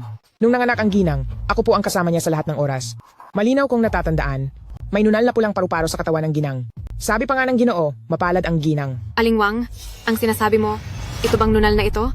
Oo, iyan nga ang nunal na iyan. Ang nunal na ito ay napaka-espesyal. Malinaw na malinaw pa sa aking isip. Alingwang, matanda ka na ba at nalilito? Sigurado ka ba? Hindi ka nagkakamali? Ako. Mushukshuwe, anong ibig mong sabihin? Sa tingin ko ay naipaliwanag na ni Alingwang nang napakalinaw. Ikaw at ang pamilya mo, wala kayong anumang koneksyon. Dapat mo na ring malaman ang iyong lugar. Lumayas ka na sa pamilya mo. Lumayas ka na sa Mu Group. Ako si Mu Shukshu. Gusto kong pumunta saan man. Kailan ko kailangan makinig sa iba? Mushukshuwe, ganyan ka ba talaga kadikit at walang hiya? Nakakatuwa ba iyan? Muliuyon, gusto ko rin sanang tanungin ka, may saysay ba ang paninira? Jinyan Gege, bakit mo pa rin ipinagtatanggol ang putang inang ito? Siya ay basura lamang na pinatalsik sa bahay. Papakasalan mo pa rin ba siya? Kung sino ang pakakasalan ko, walang kinalaman sa background ng kanyang pamilya. Sino man siya, siya ay ang babaeng mahal ko. Jinyan Gege, ganoon mo ba siya kamahal? Wala na siyang kahit anong pag-aari, mahal mo pa rin siya. Bakit? Muli yun, tama na. Ako ay matagal nang kasama si Lao Muzong. Kung sino ang anak niya, mas alam ko kaysa sa iba. Huwag kang magsalita ng kung ano-ano dito. Joe Fu Zongkai, matagal nang kasama si Lao Muzong. Tiyak na tama ang kanyang sinasabi. Mukhang ayaw ni Liuyun Xiaojie na umuwi si Shukshuwe Xiaojie, kaya nakipagsabuatan sa labas. Upang balangkasin si Shukshu Xiaojie. Liuyun Xiaojie, pinatira ka ng Mu family sa kabutihang loob. Umuwi ka na lamang. Maaari nating baliwalain ang insidenteng ito, di ba? Tama. Muli yun. Ngayon, ano pa ang masasabi mo? Tatay. Tay? Muli yun. Binabalaan kita. Kapag may nangyari kahit isang hibla ng buhok sa tatay ko, papatayin kita. Kung patuloy kang kapit sa posisyon ng presidente ng Mu Group, hindi ko masisiguro na makikita pa ng matandang yan ang sikat ng araw bukas. Ikaw. Mas mahalaga ba sa'yo ang posisyon ng presidente ng Mu Group o mas mahalaga ang matandang yan? Bibigyan kita ng 3 minuto para mag-isip. Nasaan ang tatay ko? Huwag kang magpanik. Ikaw ang nagkunwaring ako. Niloko mo ang napakaraming tao. Kailangan mo namang humingi ng maayos na tawad sa lahat. Sige.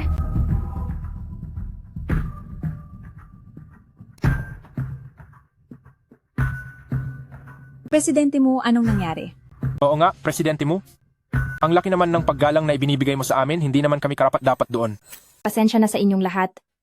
Ako ang may kasalanan. Ako ang nandaya sa inyo. Sa totoo lang, ang Mu Group, tunay na presidente, ay si Mu Liuyun. Mu Shukshuwe, anong ginagawa mo? Patawad. May mga dahilan akong hindi maiiwasan. Ganito kalaki ang tiwala namin sa'yo. Nagawa mo pa ring lokohin ang damdamin namin. Niloko mo kami ng ganito katagal, turuan siya ng leksyon. Tama na ba ang pambabasag ninyo? Masaya na ba kayo? Muliw yun. Nasaan ang tatay ko?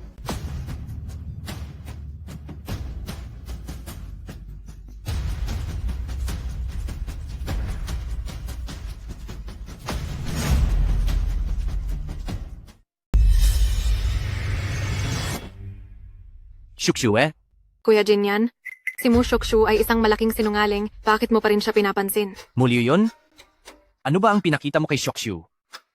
Kuya Jinyan, hindi ko alam ang sinasabi mo. Muli yun? Nakita ko mismo ang pinakita mo kay Shokshu kaya niya lang inamin na ikaw ang CEO ng Mu Group. Ano ba ang pinakita mo sa kanya?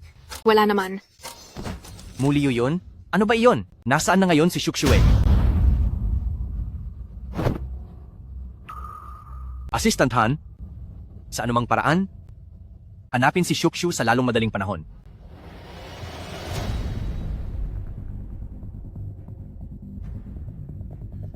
Tatay. Tatay, kamusta po kayo? Shuksue, ako ang nagpabaya sa'yo, ako ang nagpasok ng problema. Ang batang si Liu Yun mukhang napakagaling pero hindi ko inakala na matagal na pala niyang inaasam ang posisyon ng CEO at gustong agawin iyon. Tatay, hindi niyo po kasalanan ito. Dadalin ko po muna kayo paalis dito.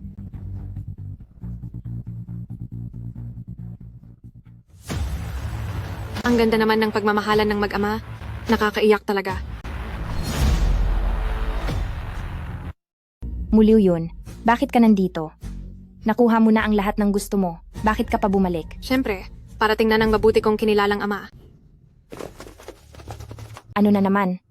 Muliw yun. Inako kanya ng napakabuti sa loob ng maraming taon. Paano mo siya magagawaan ng ganito? Ngayon ang buhay ninyong dalawa, nasa kamay ko?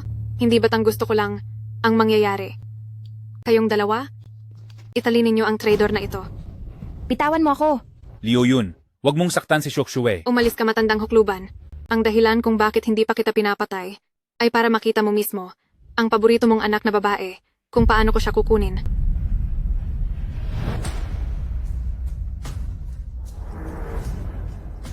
Mushokshu, kung luluhod ka ngayon at magmamakaawa, maaaring isaalang-alang ko pa na bawasan ang iyong paghihirap.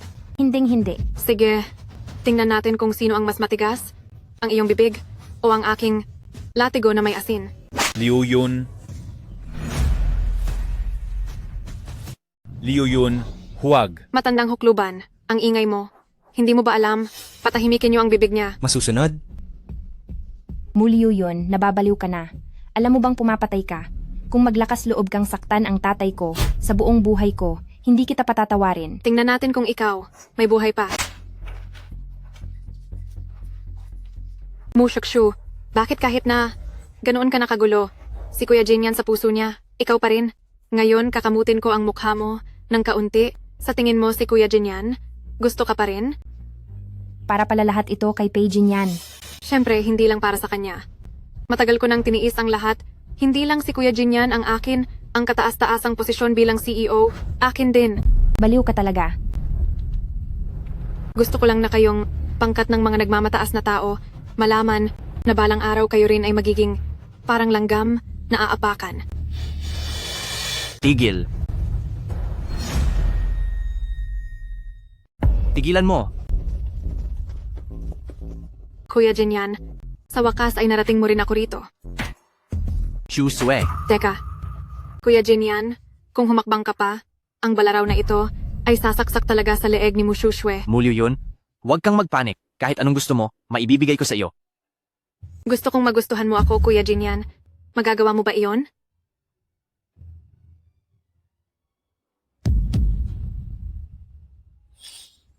Kaya ko. Kaya ko. Ah!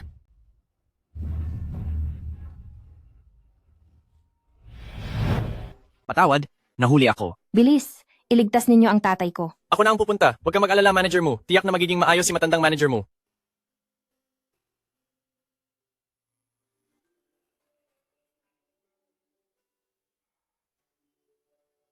Kuya Jinyan, kung maglalakad ka palayo, kakanselahin ko ang lahat ng proyekto at kooperasyon ng Pamilya Pei sa Qingzhou. Ilang bilyon lang? Pinapansin ko ba yan?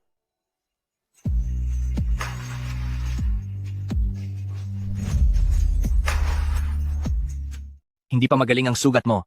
Bakit gustong-gusto mo nang umuwi mula sa ospital? Hindi ko pwedeng iwan si Xiao Yue na mag-isa sa bahay. Peyuan, kumusta ang tatay ko? Huwag po kayong mag-alala, Madam Mu. Mabuti na lang at naidala siya agad sa ospital. Wala nang problema sa katawan ni Old Chairman Mu. Ngunit dahil sa pagod na ito, lubhang humina ang kanyang katawan, kailangan niya ng sapat na pahinga. Ang ahas na si Muluyun, naglakas loob siyang gamitin ang buhay ng tatay ko para takutin ako. Peyuan, magpadala ka pa ng mas maraming tao para protektahan ang tatay ko. Opo, Madam Mu. Magpapadala po ako ng karagdagang tauhan. Mama, bilisan mo. Inumin mo na ang gamot para magaling na ang sugat sa katawan ni Mama. Mabait si Xiao Yue. Dahil nag-aalala sa akin si Xiao Yue, hindi na masakit kay Mama. Xiao Yue, may dala ka bang candy? Pwede mo bang bigyan ng dalawa si gwapong tito? Aba, syempre pwede. Eto matamis, eto ring matamis.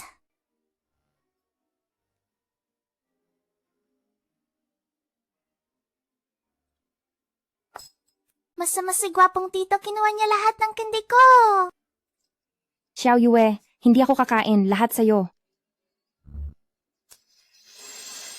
Assistant Han, bilhin mo lahat ng tindahan ng candy sa bansa. Lahat ng yan, ibigay mo kay Xiao Yue. Salamat gwapong tito.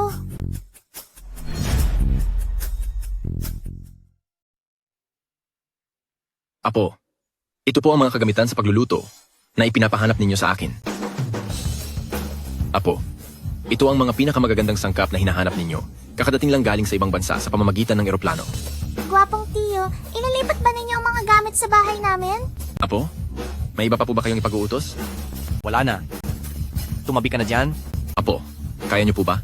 Sa tagal ng panahon na nabuhay kayo, hindi pa kayo nagluluto. Ilan beses lang kayo nakapunta sa kusina. Paano kung maghanap na lang ako ng 5-star chef? Ang mga pagkaing lulutuin niya, siguradong magugustuhan ni Binibining mo. Assistant Han, kung magsalita ka pa ng isang walang kwentang bagay, wala kang bonus ngayong buwan. Gaano kayaman kaya ang hapunan na iluluto ng gwapong tiyo para kay Mama?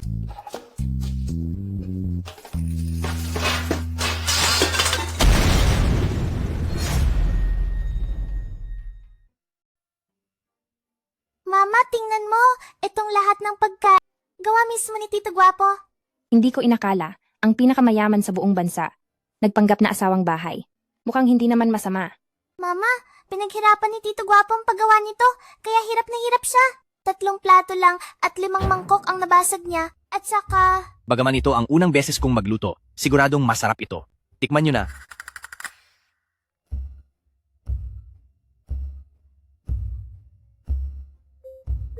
Medyo matabang.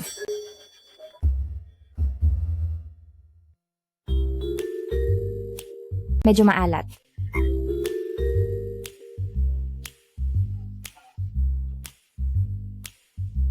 Ito, hindi luto. Tatawagin ko na lang ang chef. Salamat. Xiao Yue, balita ko magsisimula na ang paborito mong palabas na anime. Tara, isasama ka ni Tito para manood. Talaga? Pero tapos na ang update ng paborito kong palabas. 2. 2.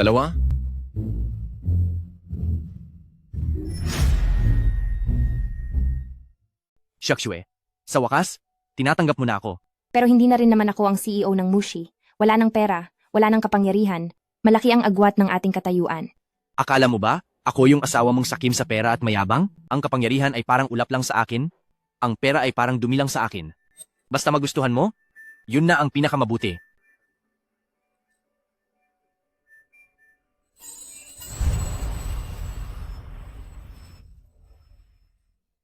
Panginoon Ju, gusto mo ang Qingzhou at gusto ko ang Mushi Group. Ngayon, ang ating kooperasyon ay maaaring magpatuloy muli. Bukod sa Mushi Group, mas gusto ni Binibining mo si Beijing yan, hindi ba? Ang mga lalaki ay panlabas lamang, pero matagal ko na siyang gusto, kaya dapat siya ay akin. Ang tapang na ito ni Binibining mo, gusto ko. Sabihin mo, ano ang gusto mong gawin? Sa loob ng 2 araw ay ang seremonya ng aking pagiging pinakamayamang tao. Nag-aalala ako sa impaktang si Mu Shukshu na baka magkagulo. Si Panginoon Ju ay may malawak na impluensya kahit sa Qingzhou. Alam kong may kapangyarihan din kayo, Panginoon Ju. Huwag kang mag-alala. Basta magsilbi ka sa akin ng mabuti, makukuha mo ang lahat ng iyong gusto. Maraming salamat po, Panginoon Ju.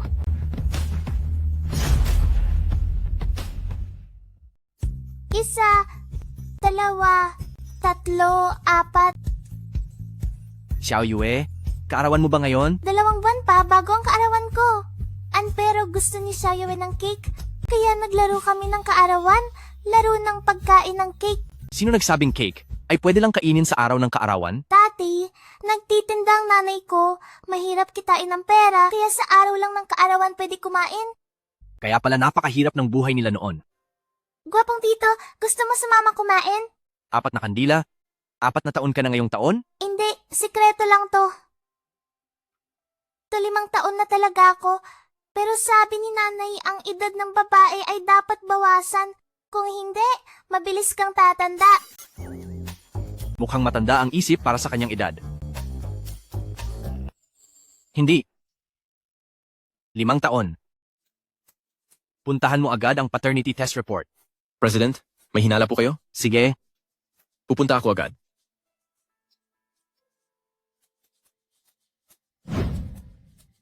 President Pei, nasunod ko na po ang utos ninyo. Sa pinakamabilis na paraan, isinagawa ko ang paternity test ninyo at ni Miss Xiao Yue. Si Miss Xiao Yue ay anak ninyo nga po talaga. Gusto niyo po bang ipaalam ko ang balitang ito kay Miss Mu?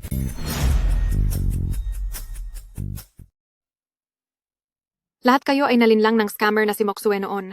Mabuti na lang at naibalik ang lahat sa ayos, kaya ang posisyon ko ay akin pa rin. Sana sa hinaharap, tayo ay magtulungan upang makalikha ng bagong kaluwalhatian para sa Qingzhou. Tama. Mula ngayon, si Miss Lu Yun lang ang kikilalanin namin. Nais naming sumunod kay Miss Liu Yun hanggang kamatayan. Mula ngayon, ako, si Mu Liu Yun, ay opisyal ng magiging unang babaeng pinakamayaman sa Qingzhou at ako rin ang magiging langit ng buong Qingzhou. Mu Liu Yun, huwag kang magsaya ng maaga. Ang Mu Group ay pinagsikapan ng aking ama at hinding-hindi ko papayagan na mapunta ito sa mga taong walang hiya na tulad mo. Hindi mo pag-aari ang lahat ng ito. Mula pa noon, ang nanalo ay hari at ang natalo ay talunan. Ikaw na parang asong ligaw. Wala kang karapatang lumitaw dito. Di ikaw ang magsasabi kung karapat-dapat ako. Ito ang aking paternity test report kasama si Mu Hanzeng, kumpirmadong mag-ama kami. Mukhang totoo, si Mu Shakshu talaga ang tunay na CEO ng Moose Company. Hindi lang isang maliit na paternity test report. Ngayon, ano bang hindi pwedeng pekehin?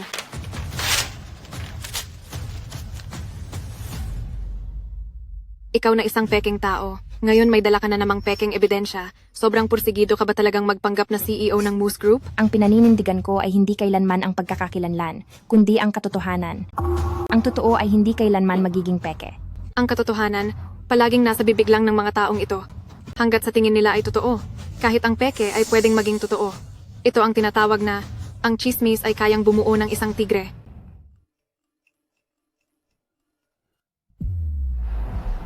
Pakitingnan ng mabuti. Ito ang marriage certificate ni Mu Shakshu at ng isang lalaking galing sa probinsya. Sino sa mga CEO ng Moose Company ang magiging tanga na talikuran ang lahat ng kayamanan at magpakasal sa isang walang kwenta? Paano magpakasal ang CEO ng Moose Company sa isang mahirap na lalaki? Imposible ito. May iba ka pa bang paraan para patunayan? Ako ang makakapagpatunay.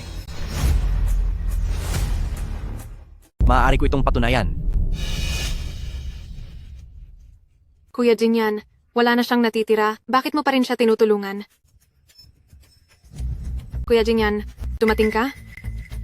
Jinyan, siya ba ang G-Pay, ang pinakamayamang tao sa buong bansa na bihirang lumabas sa publiko? G-Pay, bakit po kayo nagpunta rito? Si G-Pay mismo ang pumunta. Siguradong sinusuportahan niya si Binibining Liu Yun, hindi ba? Ang galing talaga ni Binibining Liu Yun. Hindi lang siya naging pinakamayaman sa Qingzhou sa murang edad, kundi nakuha pa niya ang paghanga ni G-Pay. Sa pagtingin nito, bagay talaga si Binibining Liu Yun at G-Pay. Huwag kayong magsabi ng ganyan. Ang relasyon namin ni Kuya Jinyan. Wala kaming anumang relasyon. Ang jade pendant na ito ay iniwan ng asawa ni Jimu para sa kanyang anak at ang kanyang anak mismo ang nagbigay sa akin ng jade pendant na ito. Matagal na akong nakasama ni Mu sa pagtatrabaho, kaya kilala ko ang jade pendant na ito. Sa totoo lang, pag-aari ito ng asawa ni Mu. Maaari ko bang itanong, Pay, sino ang nagbigay sa'yo ng jade pendant na ito? Si Mu.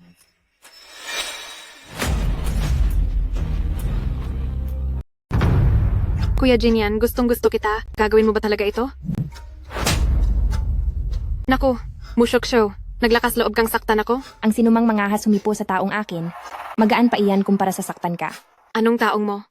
Mushoksho, bakit ka ganyan ka walang hiya?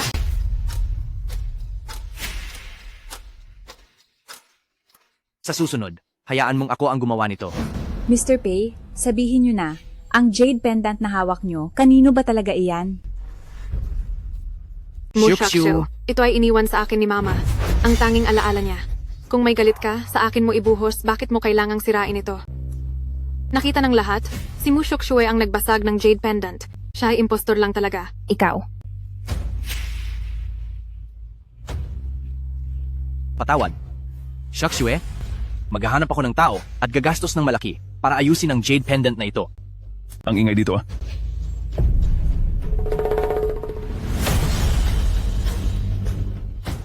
Ang ingay dito? Matagal na tayong hindi nagkita, Boss Pei. Fu Jiuxiao, matagal ko nang sinabi sa iyo, hindi mo basta-basta mapapasok ang Qingzhou. Hahaha, kaya ba ng malakas na dragon na apihin ang lokal na ahas? Ngayon, ang Liu Yun ay naging bagong president ng Mu Group at pinakamayamang tao sa Qingzhou. Ang Qingzhou at Yuzhou ay nagsama. Boss Pei, sa tingin mo kaya ba nilang labanan? Kaya pala, para sa tinatawag na kapangyarihan, matagal na pala silang nagkakasabuat ni Fu Jiuxiao. President ng Mu Group? Siya lang? Karapat-dapat? Kuya Jinyan, ano ang ibig mong sabihin? Alam kong gusto mo si Mushoksho, pero hindi mo naman dapat ipagtanggol siya. At basta na lang mag-akusa ng iba. Sigurado ka bang pagtatanggol lang ito? Anong klase si Mushoksho? Hindi mo pa ba alam? Tamang-tama? Dinala ko ang matagal ninyong kakilala. Tatay, bitawan mo ako. Xiao Yue. Cheng Jiakang, ang alitan nating dalawa ay walang kinalaman sa bata. Pakawalan mo siya. Mushoksho ngayon ko lang nalaman gaano kalaking sungay ang isinuot mo sa akin. Anong ibig sabihin yan? Akala ko dati mahal na mahal mo ako. Kahit pa magbigay ka ng sarili mo ay kakapit ka sa akin. Ngayon ko lang nalaman, para lang iparehistro ang anak sa labas na ito. Ang laking panloloko mo sa akin. Cheng Jiakang, mas mabuti pang alam mo ang sinasabi mo. Kung malalaman ko na nilalapastangan mo ako. Tingnan mo ito.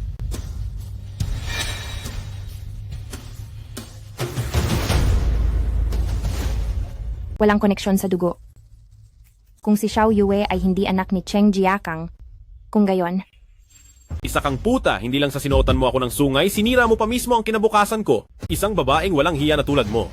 Dapat lamang napandirihan ng lahat. Ate, hindi ko talaga inakala na ganoon ka palang klaseng babae. Kuya Jinyan, nakipagtalik siya sa ibang lalaki at nagkaanak pa. Hindi siya karapat-dapat sa pagmamahal mo. Kung ako ang sinasabi mong ibang lalaki? matagal mo nang alam. Hindi rin gaanong mas maaga kaysa sa iyo?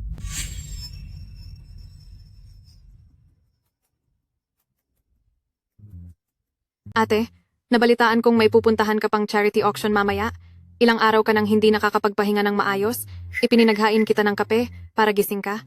Tayong dalawang magkapatid, talagang nagkakaunawaan. Salamat. Ate, pagkatapos mong inumin ang gamot na ito, tiyak na magpapasalamat ka ng husto sa akin. Ako ba ang nagdala kay Kuya Jingyan sa kama ng baboy ramong ito? Ako ba ang nagdala kay Kuya Jingyan sa kama ng baboy ramong ito? Kaya pala matagal na kayong nagkakasabuatan. Ang tanga ko, isa akong gago, pinaglalaruan ninyo ako ng matagal. Kung hindi ka lang nagnanais na makakuha ng walang hirap, hindi sana humantong sa ganito ang mga bagay. Kasalanan mo lahat ito ngayon. Ano ang mali sa pag-akyat ko sa taas? Ano ang mali sa pagnanais kong magtagumpay sa buhay? Dapat ba akong manatili sa isang kulungan ng aso at magtinda sa bangketa araw-araw para lang maging masaya ka? Sinasabi ko sa iyo, naging ganito ako ngayon dahil sa iyo lahat. Talaga namang napakagaling mong magtakwil ng responsibilidad. Cheng Jiakang, anong ginagawa mo? Pakawalan mo na si Xiao Yue. Cheng Jiakang, pakawalan mo muna si Xiao Yue. Ang kapangyarihan na gusto mo, posisyon, maibibigay ko lahat sa iyo. Sobrang sinira ninyo ang buhay ko, hindi ko kayo hahayaang maging masaya. Hindi ba gusto mo ang magtinda sa bangketa? Mu Shakshui. Ngayon, pinapabitiw na kita sa posisyon mo bilang CEO. Umaasa lang sa wala. Nanay, masakit. Sino ang mangangahas na galawin ang apo ko? Tatay. Master Fu, sinabi na ng manugang ko, hindi mo teritoryo ang Qingzhou para apakan. Iyan din ang iniisip ko. Ang mga taong ito, ang personal na magdadala kay Master Fu pabalik sa lugar kung saan siya nararapat. Sige na po. Noong napakabata mo pa, kinupkup na kita. Hindi ko kailanman inisip na ang aking pagpapahinuhod at labis na pagmamahal ang magpapalaki sa iyo na ganito kakasakim sa kapangyarihan at kayamanan. Ito ang aking pagkakamali, ngunit ang bagay na ito ay walang kinalaman kay Shoksue. Dahil lang sa kanyang presensya, naagaw niya ang lahat ng gusto ko. Bakit hindi niya kasalanan? Sa mundong ito, walang nakukuha ng walang hirap. Naiintindihan mo ba? Mga Ginoo, ito ay usaping pamilya lang ng pamilyang mo. Pakibigyan ninyo kami ng oras at espasyo upang ayusin ito. Ngunit ang CEO ng Mu Group ay iisa lamang. Siya ay si Shoksue Liuyun. Alam kong hindi ka masamang bata. Kung hindi, hindi na ako buhay ngayon at nandito. Matandang hukluban. Hindi mo alam ngayon kung gaano ako nang hihinayang na hindi kita pinatay noon. Tumahimik ka! Bakit ako tatahimik? Kung hindi kayo ng gulo, sa akin na ang posisyon ng CEO at si Kuya Jinyan ay hindi man lang ako tinitingnan. Ang dahilan kung bakit hindi kita tinitingnan ay dahil sa puso ko ay mayroon na akong mahal. 5 taon na ang nakararaan sa aksidente namin ni Shokshu. Sa puso ko, si Shokshu lang ang nag-iisa. Nakakatawa talaga. Ako pala mismo ang sumira sa pag-ibig na gusto ko at nagbigay daan sa inyo. Liu Yun, sa ngalan ng ating matagal ng pagkakaibigan, bibigyan kita ng isa pang pagkakataon. Sa tingin mo ba ay babalik pa? Shokshu, ako ang kaaway mo. Hindi tayo kailanman magkakasundo ng maayos. Oo. Ang preno mo noon. Ako ang nagpahanap ng sisira. Gusto kitang mamatay. Ikaw, Pei Yuan, Narito po. dalhin mo siya sa baba at imbestigahan ng mabuti. Masusunod po. Shoksue, mula ngayon, hindi ko nahahayaang masaktan ka kahit kaunti. Mayroon pa po akong papa. Ang mama ay CEO, ang papa ay ang pinakamayamang tao. Paglaki po ni Xiaoyo, gusto ko ring maging tulad ni na papa at mama, maging matagumpay. Sige,